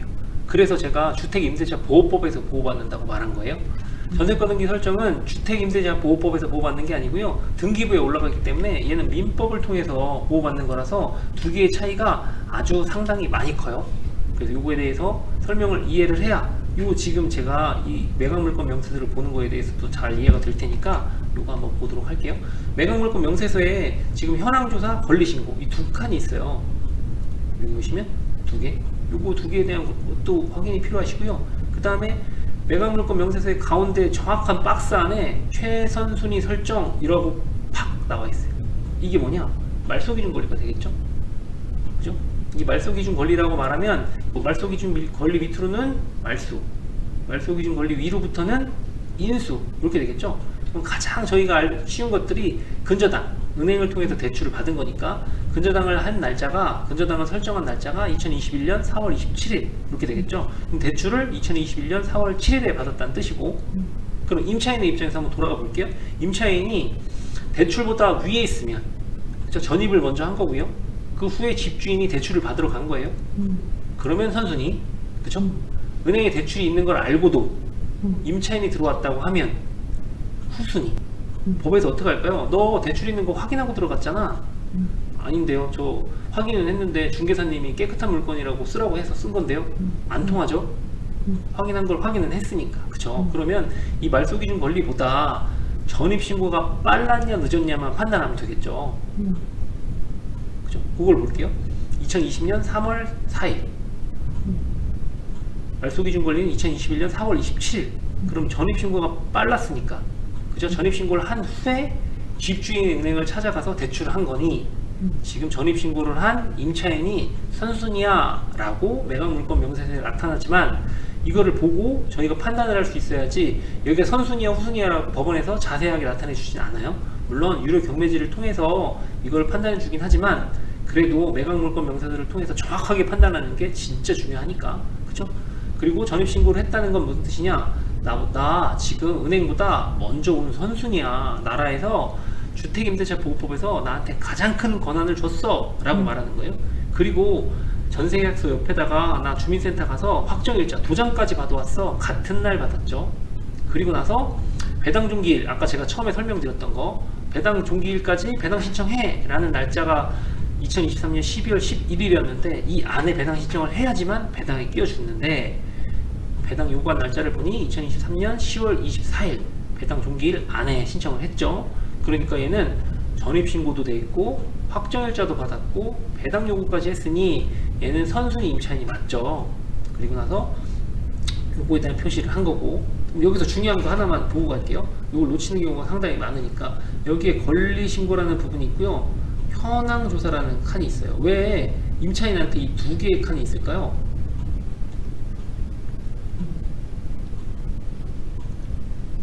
현황조사는 실제로 점유하고 있는지를 보는 건가요? 요거는 현황조사는 누가 할까요? 누가? 아, 법원 행사? 언제? 경매 개시 전에? 하고 3일인가 5일 만에 금방 나가서 현황조사 하신다 그랬잖아요. 맞아요. 네. 감정평가서랑 법원 집행관이 같이 나간다 그랬잖아요. 네네. 법원 집행관이 여기 가서 부동산을 확인하면서 요거 뭘 띄워본 걸까요? 요거 전입세대 열람 띄운 거예요. 전입세대 열람, 예. 네, 전입세대 열람을 띄워봤더니 전입세대 열람에 전입신고 2022년 3월 4일 김정환 이걸 확인한 거예요. 누가? 법원 집행관이. 그럼 여기 권리신고 이건 뭘까요? 계약서를 낸 건가요? 계약서? 배당 신청. 배당 신청. 예, 여기 배당 요구 종기일 안에 배당 신청서 제가 3개 낸다고 그랬죠? 배당 신청서, 전세계약서, 등본 이렇게 낸다고 그랬죠? 그거를 법원에 낸 거예요. 법원에서 그 문서를 보고 맞네. 얘 진짜로 보증금은 1억 9천 보증금이었고 계약기간은 2022년 3월부터 전세계약서가 찍혀져 있었네. 그리고 전세계약 옆에 보니까 확정일자 도장도 찍혀있네. 맞아. 그리고 얘 배당 신청을 나한테 접수까지 했어. 얘는 권한을 갖고 있는 애야 라고 법원에서 이렇게 찍어준 이유가 뭐냐? 배당 신청을 했으니까 이 밑에 칸이 쓸 수 있는 거예요. 그쵸? 요거 확실히 볼 수 있으셔야 요거 나중에 배당 받는 임차인, 배당 받지 못하는 임차인에 대한 이해를 확실히 할 수 있는 거니까 요거 두 칸이 있는 이유를 정확하게 아셔야 돼요. 위 칸은 법원 집행관이 감정평가서랑 같이 나가서 작성한 거, 밑에 거는 배당 신청이 들어온 걸 보고 법원이 하나하나씩 확인해서 작성한 칸. 그쵸? 그러니까 여기 매각물권 명세서에 법원 집행관이 도장을 꽉 찍은 이유는 내가 책임질게. 이 자료가 만약에 틀렸다면 내가 책임질 테니까 믿고 들어와 라는 거예요. 만약 이 문서가 없으면 유료 경매지에 있는 나와 있는 잘 정리된 자료들, 그쵸? 믿을 수 없겠죠. 그리고 그 유효지가 아무리 작성이 잘 돼 있다 하더라도 입찰 들어가기 전에는 반드시 이걸 더 제가 교차 검증을 해야 되는 게 맞는 거예요. 근데 지금 말했던 내용이 정확하게 인지되지 않거나 이 매각물건 명세서를 보고도 무슨 뜻인지 모른다고 하면 이거는 다시 시작하셔야 되는 거예요. 아셨죠? 그리고 이거 매각물건 명세서를 유료 경매지에 나와 있는 것도 보시고 매각물건 명세서 되는 거 봤을 때 이거 이해가 안 된다 그러면 꼭 다시 한번 물어보셔야 돼요. 네. 네, 혹시 근데요, 선생님, 네. 임차인이 먼저 들어와 있는데 네. 그 상태에서 은행에서 대출을 해주나요?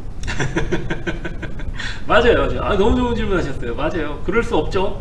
그럴 수 없는데 그럴 수 있는 상황이 생기니까 항상 문제가 되죠. 예를 들어서 요거 너무 좋은 질문 하셨어요. 이거 한번 볼게요. 예를 들어 문제가 생기는 경우가 항상 이런 경우예요. 예를 들어 10억짜리 아파트에 서울로 한번 서울 기준으로 해볼게요. 서울 기준으로 10억 아파트에 전세가율이 서울이 보통 몇 %나 될까요? 전세 가격하고 50% 정도. 맞아요. 50% 정도 전세가율이에요. 이렇게 되죠. 그러면 5억에 전세를 살고 있죠. 이 상황이에요. 그럼 은행을 찾아가죠. 추가 대출이 좀 필요한데 대출 좀 받을 수 있겠어? 그럼 은행에서 얼마 정도 대출을 추가를 해줄까요? 2억? 맞아요. 2억 정도 타이트하게 해줄 거예요. 그죠? 네. 2억 정도 추가 대출을 해주겠죠. 이 상황이 정확하게 선순위 임차인인 상황일 거예요. 그쵸? 근데 이거를 지역으로 한번 돌아와 볼게요. 지역으로 해서 예를 들어서 대전으로 한번 해볼게요. 대전에 1억짜리 아파트로 한번 해볼게요. 1억짜리 아파트를 여기 대전은 전세가율이 얼마나 될까요? 55%? 근데 여기서 문제는 대전의 아파트 1억이에요. 대전에는 1억의 아파트라고 말하면 정선님이랑 지금 강현님이 들어가야 될 아파트니까 한번 잘 생각해 볼게요. 대전에 있는 1억 아파트면 상당히 영세하거든요. 영세한 아파트의 전세가율은 95%예요. 왜 95%일까요? 95%여도 사람들이 안 사요. 그러니까요. 9,500만 아파일 원. 것 같은데요? 하지만 정선님하고 이제 강현님이 이런 아파트를 정확하게 보셔야 돼요. 예를 들어서 이렇게 표현을 한 거예요. 그럼 여기에 아까 말했던 것처럼 9천만 원, 95%지만 그냥 9천만 원에 전세를 산다고 해볼게요. 네. 전세. 그 경우에 은행에 가서 추가 대출을 빌리려고 하죠. 네. 대출. 요거 나올까요? 안 나올 것 같은데요? 안 나와요. 그러면 네. 어떻게 할까요? 이때는 대법제 찾아가겠죠. 이렇게 해서라도 2천만 원이라도 받고 싶을 거예요. 이렇게 되면 요거는 위에 거는 어떻게 나오냐? 처음에 말했던 것처럼 요거는 임의경매. 그죠? 요거는 강제경매로 나올 가능성이 강제경매. 크죠. 예, 강제경매로 나올 가능성이 크다. 그죠? 이렇게 되죠. 왜냐면 이거 담보대출 해달라고 하면 안 해줘요. 근데 대부업체 가면 알았어. 그냥 네 신용도 보고 빌려줄게. 이렇게 될 가능성이 크겠죠. 보통 그래서 선순위 임차인이라고 말하면 이렇게 깨끗한 임차인이 있을 거예요. 전세가율이 50% 정도 되는 5억에 전세 사는 사람들 중에 은행을 찾아갔더니 추가로 한 2억 정도 대출해 줄게. 근데 2억에 대한 대출이 잘 안 내고 나서 경매가 나온 건데 이런 물건은 당연히 어떨까요? 명도 필요 없죠. 엄청 쉽고 임차인도 어때요? 5억 전세 살고 있는 임차인이라고 하면 매너가 상당히 좋을 가능성이 크죠. 매너? 네. 좋을 가능성이 크다. 그래서 이제 어떤 부동산에 누가 어떻게 살고 있냐를 잘 파악하셔야 결국 명도까지도 쉽게 해결할 수 있으니까 1번 물건 서울의 10억짜리에 명도 쉽겠죠. 2번에 지금 전세 사는 이 친구 물론 명도도 쉬울 거예요. 왜냐면 이분도 직감을 할 테니까. 그죠?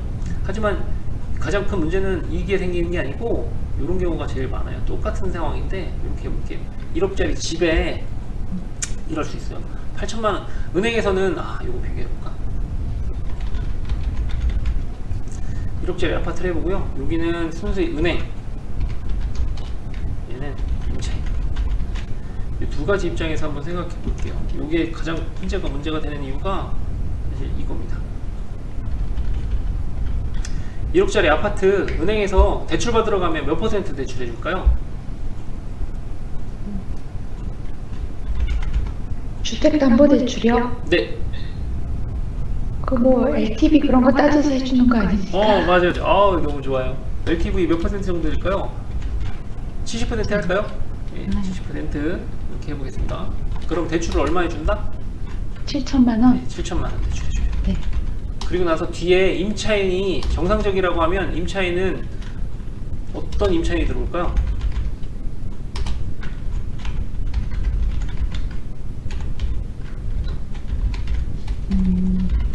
이런 월세를 사는 임차인이 들어와야 정상이에요. 그쵸? 네네. 그쵸.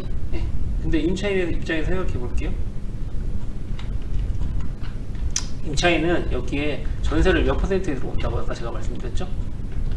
90%. 90. 90%. 그죠? 그러면 요게 90%면 9천만 원에 전세를 살게 되죠. 이렇게. 그럼 이때 경매를 똑같이 당했다고 생각해 볼게요. 경매 신청. 물론 여기서 임차인 같은 경우에 두 번째는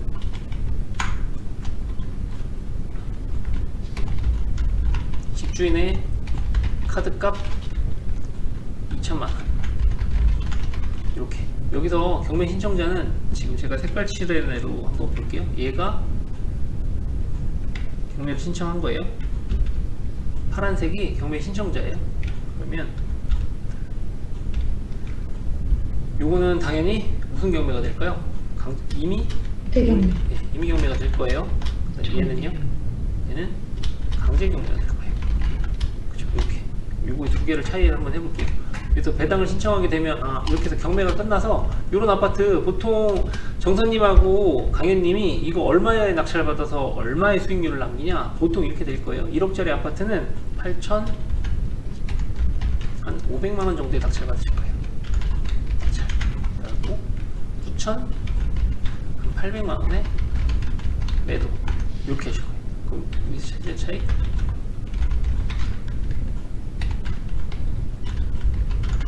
보통 프로세스가 보통 이래요. 그러니까 예를 들어 1억짜리 아파트인데 시세조사 정말 열심히 하셔가지고 8,500만 원에 낙찰 받고 그 다음에 단기간에 9,800만 원에 매도하셔가지고 시세 차익 1,300만 원 정도 거두셔서 매매사업자이셔가지고 77% 세금이 아닌 6%의 세금을 내시는 이 과정으로 가실 거예요. 이 행위를 하시려고 보통 소액으로 아파트 경매를 하시거든요. 이렇게 빠르게 한 사이클을 돌려보기 위해서. 근데 지금 1번하고 2번의 차이를 한번 볼게요. 어떤 상황인지. 저희가 임의 경매, 강제 경매를 알고 있었으니까 아마도 이게 더 쉽게 이해되실 수 있을 거예요.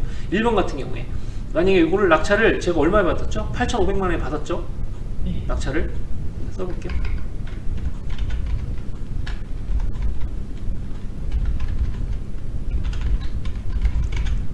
이렇게 되면 안에 있는 임차인은 어떻게 될까요? 배당 임차인 8,500만 원에 낙찰 받으면 은행에서 7천만 원 먼저 가져가죠? 네. 그러면 1,500만 원 남죠? 네. 그러면 임차인 1,000만 원 배당 받아요. 네. 그러면 임차인이 지금 임차인 같은 경우는 후순임에도 불구하고 후순위 임차인 배당 100% 받죠? 네. 이거 명도할 때 어떨까요? 이거보다 더 쉬운 경우 있을까요? 없죠. 그렇죠. 이거 재계약하자고 하면 바로 재계약할 거예요. 네. 그렇죠? 재계약하고 매도하셔도 되고. 하지만 요게 두 번째 게 문제예요. 볼게요. 임차인 9천만 원에 지금 낙찰을 받았는데요. 9천만 원에 지금 전세를 살고 있는데요. 지금 얼마에 낙찰 받으셨어요? 8,500만 원짜리. 그러면 여기서 상황 문제는 뭐죠? 여기서 권리 분석 하나 나오는 거예요. 8,500만 원에 낙찰됐어요. 그러면 네. 임차인은 8,500만 원에 낙찰됐으니까 물론 경매 비용 뺄게요. 8,500만 원 배당 받았는데 500만 원 어떻게 돼요? 못 받죠. 못 받은 500만 원 어떻게 돼야 되는 거예요? 우리가 인수하는 것 같은데. 이 사람을 보통 뭐라고 말하냐? 선순위 임차인. 그죠? 최선순위니까. 그죠? 못 받은 500만 원은 어떻게 표현하죠? 인수. 네, 맞아요. 인수. 이렇게 되는 거예요. 그래서 지금 권리 분석이 가장 어려운 게 어떤 거냐면 아까 말씀드렸지만 이렇게 서울에 있는 아파트 비싼 거 이거 권리 분석 할 거 사실 없어요. 이렇게 저렴한 아파트에서 사는 것들이 막 권리 관계도 복잡하고 안에 있는 임차인이 받네 못 받니 막 이렇게 막 치열하게 싸운단 말이에요. 2억 이하의 아파트들이 권리 분석이 복잡하다. 왜냐면 안에 있는 임차인의 상황이 정말 다양한 상황으로 있으니까. 그래서 저희가 권리 분석하고 경매를 하는 이유가 여기 비싼 아파트 때문에 그런 건 아니고요. 이렇게 권리 분석이 복잡한 임차인들이 섞여 있는 것들을 잘 해결하기 위해서 지금 저희가 권리 분석을 하고 있는 거예요. 이 과정을 네. 이해하셨으면 좋겠어요. 저희가 첫 번째는 집주인이 살고 있는 인수가 없는 집주인이 살고 있는 물건, 이거 임차된 조사 내역이 없음, 이거는 집주인이 살고 있는 깨끗한 물건이다. 하지만 명도가 어려울 수 있다. 두 번째 물건을 보게 되면 대항력이 있는 선순위 임차인은 모두 배당받는 경우, 모두 배당받는 경우라고 말하면 내가 먼저 전입신고를 했어. 그 다음에 집주인이 가서 근저당을 발생시키기 때문에 나는 내가 가진 1억 9천만 원에 대한 전세금은 하늘이 두 쪽 나도 다 받아야 돼 라는 뜻이에요. 무엇 때문에? 주택임대차 보호법에서 나는 전입신고를 했기 때문에 내 보증금 1억 9천만 원을 다 받아야 돼. 이게 1억 8천에 낙찰이 돼도 아니면 3억에 낙찰이 돼도 그럼 1억 9천만 원을 배당받을 때까지 나는 지킬 수 있는 거예요. 그렇죠? 그 다음에 세 번째 경우 한번 볼게요. 대항력이 없는 후순위 임차인, 이거 어떨까요? 대항력이 없는 후순위 임차인, 제가 아까 말씀드렸던 것처럼 우선 기본적으로 뭘까요? 근저당이랑 전입신고를 한번 비교해 볼게요. 근저당은 2021년 9월 23일, 전입신고는 2023년 6월 29일. 그러면 이 사람, 전입신고한 사람은 무슨 뜻이냐? 너 근저당 알고 있는 거 보고 그 다음에 전입신고했지? 그러니까 주택임대차 보호법에서 무슨 너는 선순위 임차인이 아니야, 보호의 대상이 아니야 라는 뜻이죠.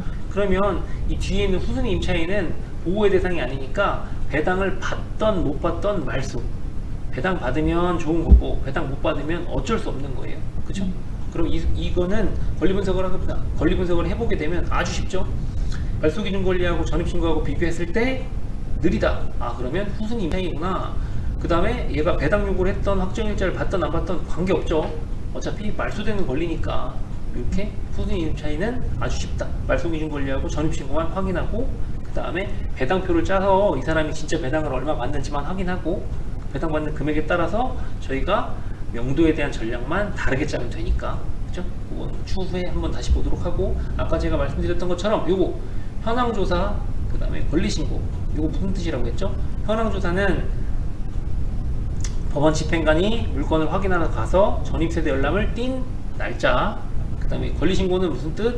지금 이 안에 있는 임차인 정동일이라는 사람이 배당 신청서를 낸 내역, 5천만 원의 보증금과 170만 원의 월세를 살고 있어요. 그리고 나는 전입신고했고요, 확정일자 했고요, 배당 신청까지 했어요. 그리고 계약 기간은 2023년 6월 30일부터 2025년 6월 29일까지예요 라고 아주 상세하게 알 수 있던 이유는 이 사람이 배당 신청을 했기 때문에. 그쵸? 이렇게 보시면 되겠죠. 그럼 처음부터 다시 돌아가면, 첫 번째, 집주인이 살고 있는 경매 물건 같은 경우에는 아주 깨끗한 물건이기 때문에 권리 분석은 필요 없이 명도에 대한 전략만 짜면 된다. 그 다음에 두 번째, 대항력이 있는 선순위 임차인이 모두 배당받는다고 하면 권리 분석은 필요 없이 명도까지 깨끗하게 끝날 수 있는 물건이다. 그렇죠? 세 번째로, 대항력이 없는 후순위 임차인이 들어오면 그 후순위 임차인은 지킬 수 있는 권한은 없지만 얼마나 미배당 받는지를 파악해야 명도에 대한 전략을 짤 수 있다. 이렇게 보시면 돼요. 큰 틀에서 딱 세 가지입니다. 이렇게 네. 세 가지 권한만 보시면 권리 분석은 끝납니다. 근데 여기서부터의 더 디테일은 사실 이제 여러 가지 케이스 바이 케이스가 계속 흘러나올 테니까 그 케이스에 맞춰서 저희가 계속 업데이트를 하거나 공부를 해야 되는 거니까, 아마도 제일 실력이 많이 늘 때가 언제냐면요, 정선님하고 강현님도 똑같아요. 혹시 예전에 강현님 공부한 시기가 너무 오래됐을 수도 있겠지만 어떨 때 공부가 가장 실력이 많이 늘었던 것 같아요? 수학 같은 거 풀 때 어떨 때 수학을 가장 많이 늘었던 것 같으세요? 어려운 문제를 막다뜨렸을 때 어떨 때 가장 많이 실력이 늘었던 것 같으세요? 고민하고 이제 그거를 좀 해결했을 때, 혼자서 맞아요. 깨달을 때 괜찮았던 것 같아요. 맞아요. 수학 같은 경우에도 문제를 정말 많이 풀어보거나 아니면 어려운 문제를 막다뜨렸을 때 나 혼자 한번 해결해 보려고 하고, 그 다음에 진짜 어려우면 저희 같을 때는, 저 어렸을 때야 뭐 학원도 없고 동영상 강의도 없었잖아요. 그러다가 물어볼 수 있는 대상이 진짜 공부 잘하는 친구나 아니면 선생님한테 물어볼 수 있었는데, 그때 진짜 선생님 찾아가기가 되게 민망하잖아요. 친구 찾아가기엔 또 좀 창피하기도 하고. 그러다 고민하다가 가서 한번 물어보면 진짜 이게 뭐 거의 유레카 수준으로 뭔가의 깨달음이 오잖아요. 그래야 진짜 실력이 늘거든요. 마찬가지 경매도 정말 많아요, 케이스가. 이게 이 케이스 A부터 Z까지 다양한 케이스가 있으니까 그 케이스를 정말 공부 많이 하시다가 본인이 스스로 해결할 수도 있고 본인이 정말 해결이 안 되시면 물어보시면 더 해결이 잘 될 테니까 예, 그런 도움을 받으시려고 지금 하시는 거니까 지금 입찰하실 물건 다양하게 검토하시는 게 제일 좋아요. 전국에 있는 다양한 물건들. 그래서 케이스 바이 케이스를 모두 해결해 나갈 수 있으시면 진짜 좋겠다. 그렇죠? 오늘 제가 Q&A는 넘어가도록 하겠습니다. 저 이거 등기부 보는 걸 한번 보려고 하는데 혹시 등기부 보는 거에 대해서 어려움이 혹시 있으신가요? 어려움? 등기부를 보는 거에 대해서 본인이 갖고 계신 아파트에 대해서 요거 네. 등기부 등본 떼어서 한번 확인해 보신 적 있으신가요? 깨끗하셔서 그럴 필요가 없으신가요? 예, 근데 사실 저희가 등기부 등본 보는 거를 네. 뭐 학교에서 배우거나 그런 적 없잖아요. 그냥 살면서 자꾸 보다 보니까 이게 그 말인가 보다 이렇게 지나가는 경우가 많아서 네네네. 예, 한번 쭉 같이 보는 것도 좋을 것 같아요. 맞아요. 우선 처음에 맨 뒷장 가보면 등기사항 요약증명서라고 해서 등기를 이렇게 요약을 쭉 해놨어요. 사실 이것만 잘 보시더라도 크게 어려움은 없어요. 근데 문제는 첫 번째, 갑구하고 을구가 나눠져 있는데 갑구 중에 첫 번째는 소유자에 대한 현황, 말 그대로 몇 년생이며 어디에 살고 지금 전입은 어디로 들어가 있다. 근데 갑구하고 을구가 나눠져 있잖아요. 저는 을구를 먼저 보는 걸 추천을 드려요. 을구는 등기부상에 가장 먼저 등록한 사람일 가능성이 크니까 첫 번째로 볼까요? 채권자 4억 3천만 원, 그죠? 두 번째 임차권 설정. 이건 무슨 뜻이냐? 4억 3천만 원 빌리고 그다음 임차인이 2억 3천만 원 전세를 살았다는 뜻이고, 아마도 그 이후에 가압류가 걸리거나 압류가 걸릴 가능성이 상당히 커요. 이 뜻은 뭐냐면 을구랑 갑구를 순서대로 날짜별로 적으면 된다. 하지만 제일 중요한 건 뭐냐면 이 압류나 가압류, 얘네들은 안본배당 받는 애들이에요. 순서가 아무리 빨라도 100% 금액 못 받아요. 왜냐면 너희는 경매 들어오고 나서 압류나 가압류로 들어온 애들이잖아. 얘네들은 등기부에 찍고 들어온 애들이거든. 순서는 얘네 을구가 먼저 받을 가능성이 상당히 크니까 보통 이 나머지 등기부 등본 요약본을 본다 하더라도 아마도 근저당이 가장 먼저 들어가 있을 가능성이 크다. 그럼 을구와 갑구를 순서대로 나눠서 말 그대로 1번, 2번, 3번, 4번 이 날짜의 순서대로 그대로 정렬하시면 권리 분석은 끝나는 거니까, 이건 물론 이게 유료 사이트 보게 되면 유료 사이트에서 이 권리들을 다 순서대로 나열을 해주죠. 그렇기 때문에 저도 이 사이트 이거 등기부 요약본 한번 옆에 놓고 그다음 유료 사이트 나서 그 순서가 맞게 들어갔는지 정도만 저도 확인을 하거든요. 그렇게만 보시면 좋겠다. 네, 넘어가 볼게요. 요거는 그 다음에 요거 경매가 시작되는 이유, 요거 한번 볼게요. 아까 처음에 말했던 것처럼 채권액하고 낙찰금액하고 비교했을 때 채권액이 월등히 커야 경매로 끝날 가능성이 크다. 만약에 채권액이 감정평가 금액보다 작다고 하면 일반적으로 일반 매매로 끝날 가능성이 크니, 제가 처음에 말했던 거 임의경매, 강제경매, 형식경매 꼭 알아야 하나요? 꼭 알아야 합니다. 뒤로 가면 갈수록 점점 중요해지니까 꼭 알아셔야 된다. 다시 한번 말씀드리면 중요한 만큼 다시 말씀드려보면, 임의경매는 대출이자 3개월 이상 미납하면 은행에서 즉시 경매 신청 바로 들어갈 수 있습니다. 그리고 이건 등기부가 을구에 근저당 표시가 되어 있기 때문에 경매 절차가 간단하다. 그 다음에 강제경매 같은 경우에는 카드값, 마이너스 통장, 신용대출 이게 3개월 이상 미납하게 되면 경매를 신청하는데, 얘네들은 즉시 신청 못하죠. 금전관계에 대한 소명을 하고 소송을 통해서 가압류에 등기부에 표시 후에 경매가 진행되니까 최소 3개월 정도 시간이 걸린다. 어쩔 수 없죠. 얘네들은 등기부에 표시할 때까지 시간이 걸리니까. 형식적 경매 세 가지. 크게는 형식적 경매는 여러 가지가 있지만, 부모님에 대해서 상속받은 재산에 대해서 나눠 갖고 싶거나 아니면 이혼을 할 때 당사자가 허락해 주지 않아요. 그러면 이혼하게 되는 경우에 재산 분할을 위해서 쓰기도 하고요. 그 다음에 저희가 꼭 해야 될 거, 지분 경매 낙찰자들이 보통 이 행위를 해요. 지분 경매 할 때 예를 들어 저하고 정선님하고 부부관계여서 잘 살고 있다가 제가 속을 썩여서 제 지분을 강현님이 낙찰받아 가셨어요.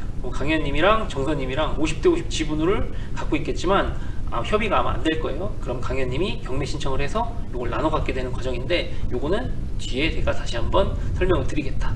마지막에 파산 선고, 파산 신청을 하게 되면 이것도 형식적 경매로 나오게 됩니다. 말 그대로 파산 신고를 했으니 형식적 경매로 나오는 거에 대해서는 엄청 명도가 쉽겠죠. 이것도 케이스 바이 케이스로 설명을 드리도록 하겠습니다. 그 다음에 경매와 공매의 차이점, 그 다음에 물건 보는 방법에 대해서만 설명드려 볼게요. 요거 오프라인 강의에서는 공매도 저희가 입찰을 막 하거든요. 그래서 공매도 중요하니까 경매와 공매의 차이점만 간단히 볼게요. 경매는 법원에서 집행합니다. 공매는 한국자산관리공사에서 집행합니다. 얘네는 위탁받은 회사죠. 가장 크게만 생각한다면 경매는 대출이자를 미납했을 때 은행에서 신청하는 경우가 거의 대부분이에요. 공매 같은 경우에는 나라의 세금이 체납됐을 때 신청하는 게 공매예요. 경매의 장점은 뭘까요? 법원에서 직접 입찰해야 되고요. 유찰하는 방법도 서울은 20%, 지방은 30%씩 약 34일 정도 걸리면서 계속 유찰이 되죠. 그리고 공매는 압류재산이나 공기업에서 재산 매각하는 거랑 그 다음에 세금을 안 냈을 경우에 공매를 시작하고요. 요거는 인터넷으로 온라인으로 입찰을 하게 되죠. 그리고 공매 같은 경우에는 매주 10%씩 하락하고요. 매주 월요일에서 수요일 사이에 입찰할 수 있고 그 다음에 수요일날 입찰을 마감하게 되면 목요일날 낙찰자가 선정됩니다. 장점과 단점이 있는데요. 경매 중에 경매는 인도 명령을 통해서 강제 집행을 신청할 수 있고요. 공매는 요 권한이 없어요. 캠코에서 위탁받았기 때문에. 그래서 만약에 명도가 어렵게 되면 법원의 명도 소송을 통해서 다시 한번 명도를 해야 되니까 이런 단점이 있다. 하지만 둘 중에 돈을 누가 더 많이 버냐? 단편적으로는 공매가 더 많이 벌 수 있어요. 왜냐하면 사람들의 허들이 낮기 때문에. 하지만 물건의 수량으로 따지자고 하면 경매가 아마도 공매보다 10배 이상은 많을 거예요. 물건 수가 정말 다양하고 부동산의 종류도 많으니까 보통 경매에 많이 입찰을 하고요. 만약에 두 개의 물건이 동시에 떴다. 그럼 경매랑 공매 중에 먼저 낙찰자가 선정되는 물건에 한해서 먼저 잔금을 내는 물건에 대해서 낙찰자가 선정이 되니까 두 개의 물건이 동시에 떴나도 확인해 보면 좋을 것 같아요. 이렇게 해서 경매 공매 끝내고 물건 검색하시는 거 어떻게 하고 계세요? 물건 검색을 어떻게 해야 되는지에 대해서 제가 설명드리려고 하거든요. 유료로 하는 건 없어요. 아 그래요? 저 무료 사이트 많이 봤어요. 저기 끝나고 제가 옥션을 한 달 무료로 사용할 수 있는 거 제가 알려드릴 테니까 저희가 아이디 하나 새로 만드셔서 보내주시면 한 달 무료로 쓸 수 있거든요. 대신 옥션원에 새로 가입한 신규 아이디어야만 해요. 아, 네. 저 옥션은 한 달 써봤어요. 그때 주셔서요. 아 그래요? 그러면 다른 사람 아이디로 만드셔야 돼요? 네네. 자녀분이나 남편분 아이디를 하나 만드셔서 다시 알려주시면 한 달 또 쓸 수 있으니까 계속 그렇게 신규 아이디를 통해서 쓸 수 있어요. 물건 검색하는 거랑 간단하게 제가 어떻게 물건 검색하고 그 다음에 시대 파악까지 하는지 한번 보도록 할게요. 네. 아주 빠른 시간 안에 한번 해보도록 하겠습니다.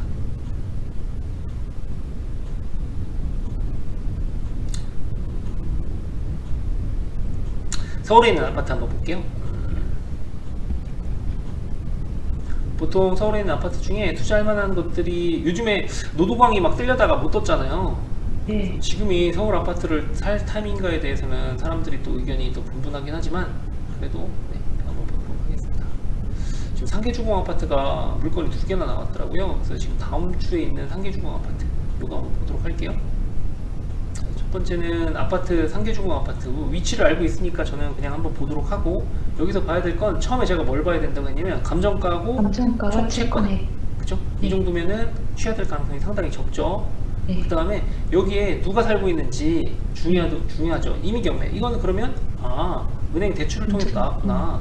그러면 소유자가 이렇게 있으니까 임차인이 있나? 물론 유료 사이트라서 밑에 내려가면 조사에는 임차인이 없습니다 라고 나와 있어요. 그럼 이걸 더 다시 한번 확인하고 싶으면 매각물건 명세서를 통해서 보게 되면 매각물건 명세서에 임차인이 조사된 내용이 없음. 그러면 집주인이 살고 있네. 그럼 이거는 명도는 집주인하고 직접 하면 되고 권리 분석은 신경 쓸 게 없구나 이렇게 판단하시면 되죠. 밑으로 쭉 내려서 더 하나 봐야 될 건 뭐냐면 요거예요. 저는 등기부랑 요 예상배당표를 꼭 보는데 어떤 뜻이냐면 보세요. 노원세무서장에서 말 그대로 세무서에서 지금 압류를 걸었다는 뜻이에요. 그러면 지금 얘는 세무서에서 압류를 안 냈다는 거, 세무서가 세금을 안 내는 경우가 어떤 경우에 있을 수 있을까요? 이 사람 사업한다는 뜻이에요. 그쵸, 세무서니까. 그리고 SBI 저축은행 여기서 돈을 빌렸다는 건 무슨 뜻일까요? 1금융권에서 대출이 안 됐나 봐요. 맞아요. 이 아파트가 지금 얼마짜리였어요? 3억 9천? 네, 3억짜리였는데 SBI 저축은행까지 갔다는 거는 거의 돈을 풀로 당겼었다는 뜻이에요. 그렇죠? 그리고 이거를 SBI 저축은행에 있는 거를 유동화 전문회사가 가져갔다는 뜻인데 요거를 이 채권액을 사온 거거든요. 이게 무슨 뜻이냐? 안에 있는 집주인은 지금 상당히 상황이 안 좋을 수 있다. 안 좋다. 예, 안 좋다. 그럼 명도가 어려울 수 있으니 네. 어렵다고 말하는 건 납치할자한테는 어마어마한 권한이 있어요. 인도명령이라는 강제집행이라는. 그러면 그 정도의 권한을 갖고 있으면 이사비가 들 수 있겠구나라고 보시면 좋아요. 그렇죠? 그리고 나서 하나 더 봐야 될 게 관리비 체납 내역이 빵이에요. 이거 관리비 체납 내역이 그렇게까지 지금 이렇게까지 채권 상황이 안 좋은데 관리비를 하나도 밀린 금액이 없이 지금까지 다 내고 있다. 두 가지로 볼 수 있거든요. 첫 번째는 진짜 깔끔한 성격일 수 있거나, 두 번째는 관리비를 2달이라도 미납하게 되면 단전단수를 철저하게 하는 관리실이 존재한다거나, 둘 중에 하나예요. 관리실에 전화하면 알려줍니다. 그러면 이거 같은 경우 미납 관리비도 없고, 그럼 집주인이 어느 정도 깔끔한 성격일 수 있겠구나 라고 판단하시는 게 여기까지. 요거는 정확한 권리 분석. 그럼 물건 분석을 하러 가셔야겠죠? 물건 분석을 볼 때 저는 네이버 부동산부터 봐요. 네이버 부동산 들어가 보겠습니다. 강현님, 지금까지 어려운 내용 없으셨죠? 네. 네이버 부동산에 들어가는 이유는 저는 첫 번째로 지금 물건이 얼마나 많이 쌓여 있는지를 보러 들어가는 거지 객관적인 데이터나 아니면 수식이 보기 좋진 않아요. 그렇기 때문에 네이버 부동산에 들어가서 제가 뭘 보는지를 보여드릴게요. 네이버 부동산 들어가겠습니다. 들어가셔서 성계종합아파트 14단지 13층 1404동 여기서 동호수 들어가서 1404동 13층 8호였나? 13층 8호 13층 8호 여기죠? 17평에 이렇게 된다. 그럼 같은 동호수에 보면 옆에 보게 되면 21평도 있고요. 그렇죠? 옆에 21평이 색깔이 이렇게 지나면 지날수록 무슨 뜻이죠? 비싸다. 네, 로얄층, 로얄동 말 그대로 공시지가가 높다 이런 뜻이죠. 근데 같은 17평 라인에서는 그래도 색깔이 진한 편이니까 진짜 로얄동 괜찮은 동호수의 층수구나 이렇게 보시면 되고, 옆에 색깔이 진한 이유는 얘는 평수가 좀 크구나. 그럼 17평에 13층 8호 괜찮다 이렇게 보시면 되겠고, 그 다음에 1404호는 여기에 위치하고 있으니까 요거는 위성비로 보이는 게 잘 보이죠? 이렇게 된다.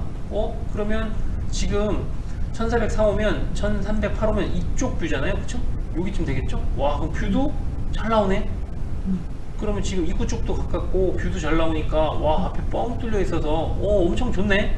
이렇게 보면 좋을 테고, 그 다음에 얘에 대한 물건을 한번 봐야 되는데, 지금 보게 되면 여기 매물수가 200이잖아요. 200? 네. 200인데 여기 동일 매물 묶기를 안 누르면 중개사님들이 중복해서 나온 물건이 여기 같이 보이니까 동일 매물 묶기를 눌러보면 121 이렇게 줄게 되죠. 전체 세대는 2265세대. 2265세대 중에 매물 물량이 121세대라고 하면 많은 건가요? 적은 건가요? 적은 거죠. 저는 이 기준을 10%로 보는데 121 나누기 2265세대 그러면 약 5%가 시장에 풀려 있는 거거든요.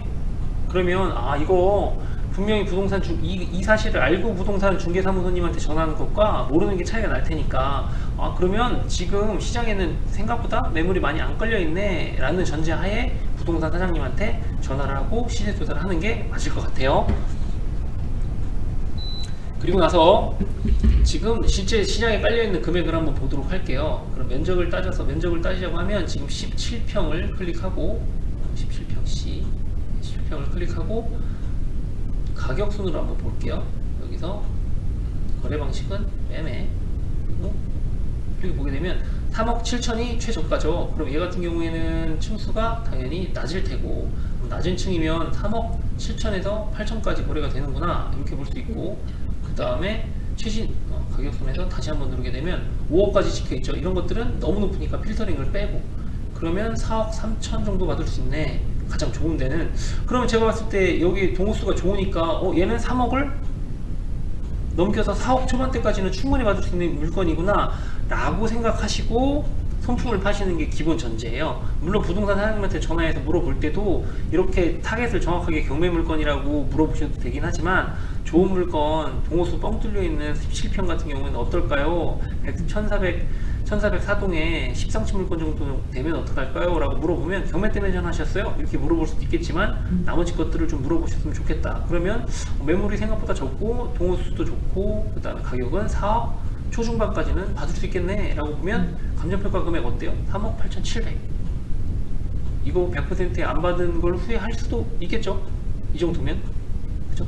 왜냐면 지금 물건이 두 개거든요. 여기 보시면 1400 이후의 물건도 있으니까 그럼 얘는 정확하게 시세 조절하면 아마도 이 금액을 돌파할 수도 있을 거예요. 육박하니까 시세 조절 잘 해봐야 된다. 그러면 다시 한번 실거래가를 보기 위해서 네이버 부동산에서 보셔도 돼요. 여기 밑에.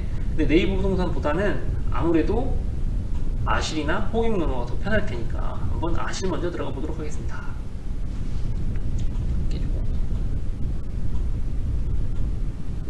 아실의 단점 중에 하나가 이게 검색이 잘 안 잡혀요. 그래서 지도로 보는 경우도 되게 많아서 이 부동산이 예전에 21년에 분위기 제일 좋았을 때가 6월 막 돌파하고 했었잖아요. 8평을 보게 되면 지금 실거래가 찍힌 거 보면 3억 5천, 그 다음에 3억 4,500, 3억 7,500, 3억 8,500, 3억 9천. 이번 달에 찍힌 게 이렇죠. 그러면 아까 네이버 부동산에 있었던 얘 같은 경우에는 어떤 느낌이에요? 호가죠? 네. 호가니까요. 네, 호가. 그러면 네. 이 사람들 지금 붕붕붕 떠 있구나. 아파트 가격이 지금 서울에 올라가 있으니까 실제로 떠 있는 가격이구나. 실제 거래되는 거는 3억 후반이네. 그쵸?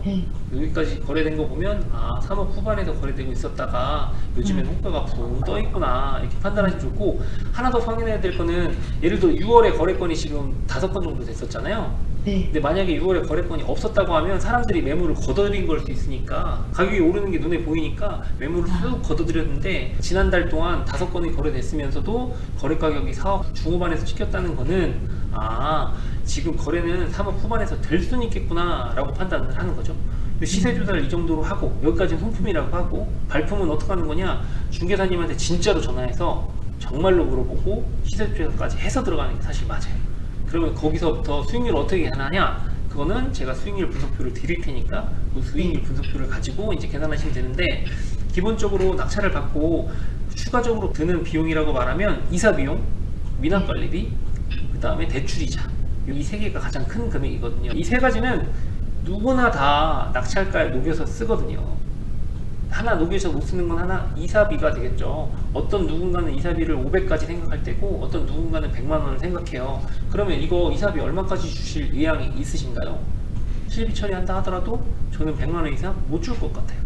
그렇죠? 그럼 이사비를 100만 원으로 잡는 사람과 200만 원, 300만 원 잡는 사람의 차이도 있을 수 있을 테고, 그 다음에 중요한 건 지금 대출이 잘 발생이 되느냐, 얼마까지 대출이 나오냐에 따라서 또 수익률이 어마어마한 차이가 있어요. 어떤 분들은 대출이 60% 나온다고 하면 현금이 2억 이상 필요할 수도 있을 테고, 어떤 분들은 대출이 70에서 80%까지 나온다 라고 말하면 현금 1억에도 이 아파트를 살 수 있을 테니까 대출에 대한 것도 입찰을 들어가기 전에 대출 상담사님을 통해서 난 대출이 몇 % 나온다도 확인하고 꼭 들어가셔야 되는 거다.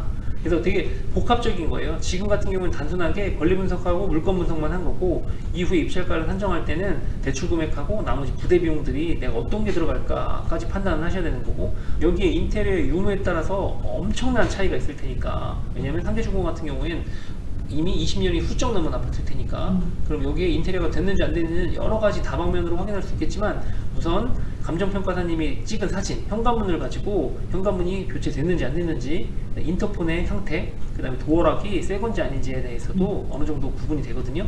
그 다음에는 로드뷰를 통해서, 그렇죠? 여기도 셔시가 교체되어 있는지까지 확인하시면 인테리어 유무는 어느 정도 확인이 될 테고, 그 다음에 진짜 입찰을 들어가실 거라고 하면 여기에 직접 가셔가지고 진짜로 반대편 호수에 넘어가셔서 셔시 교체 유무까지 확인하시면 제일 좋을 거예요.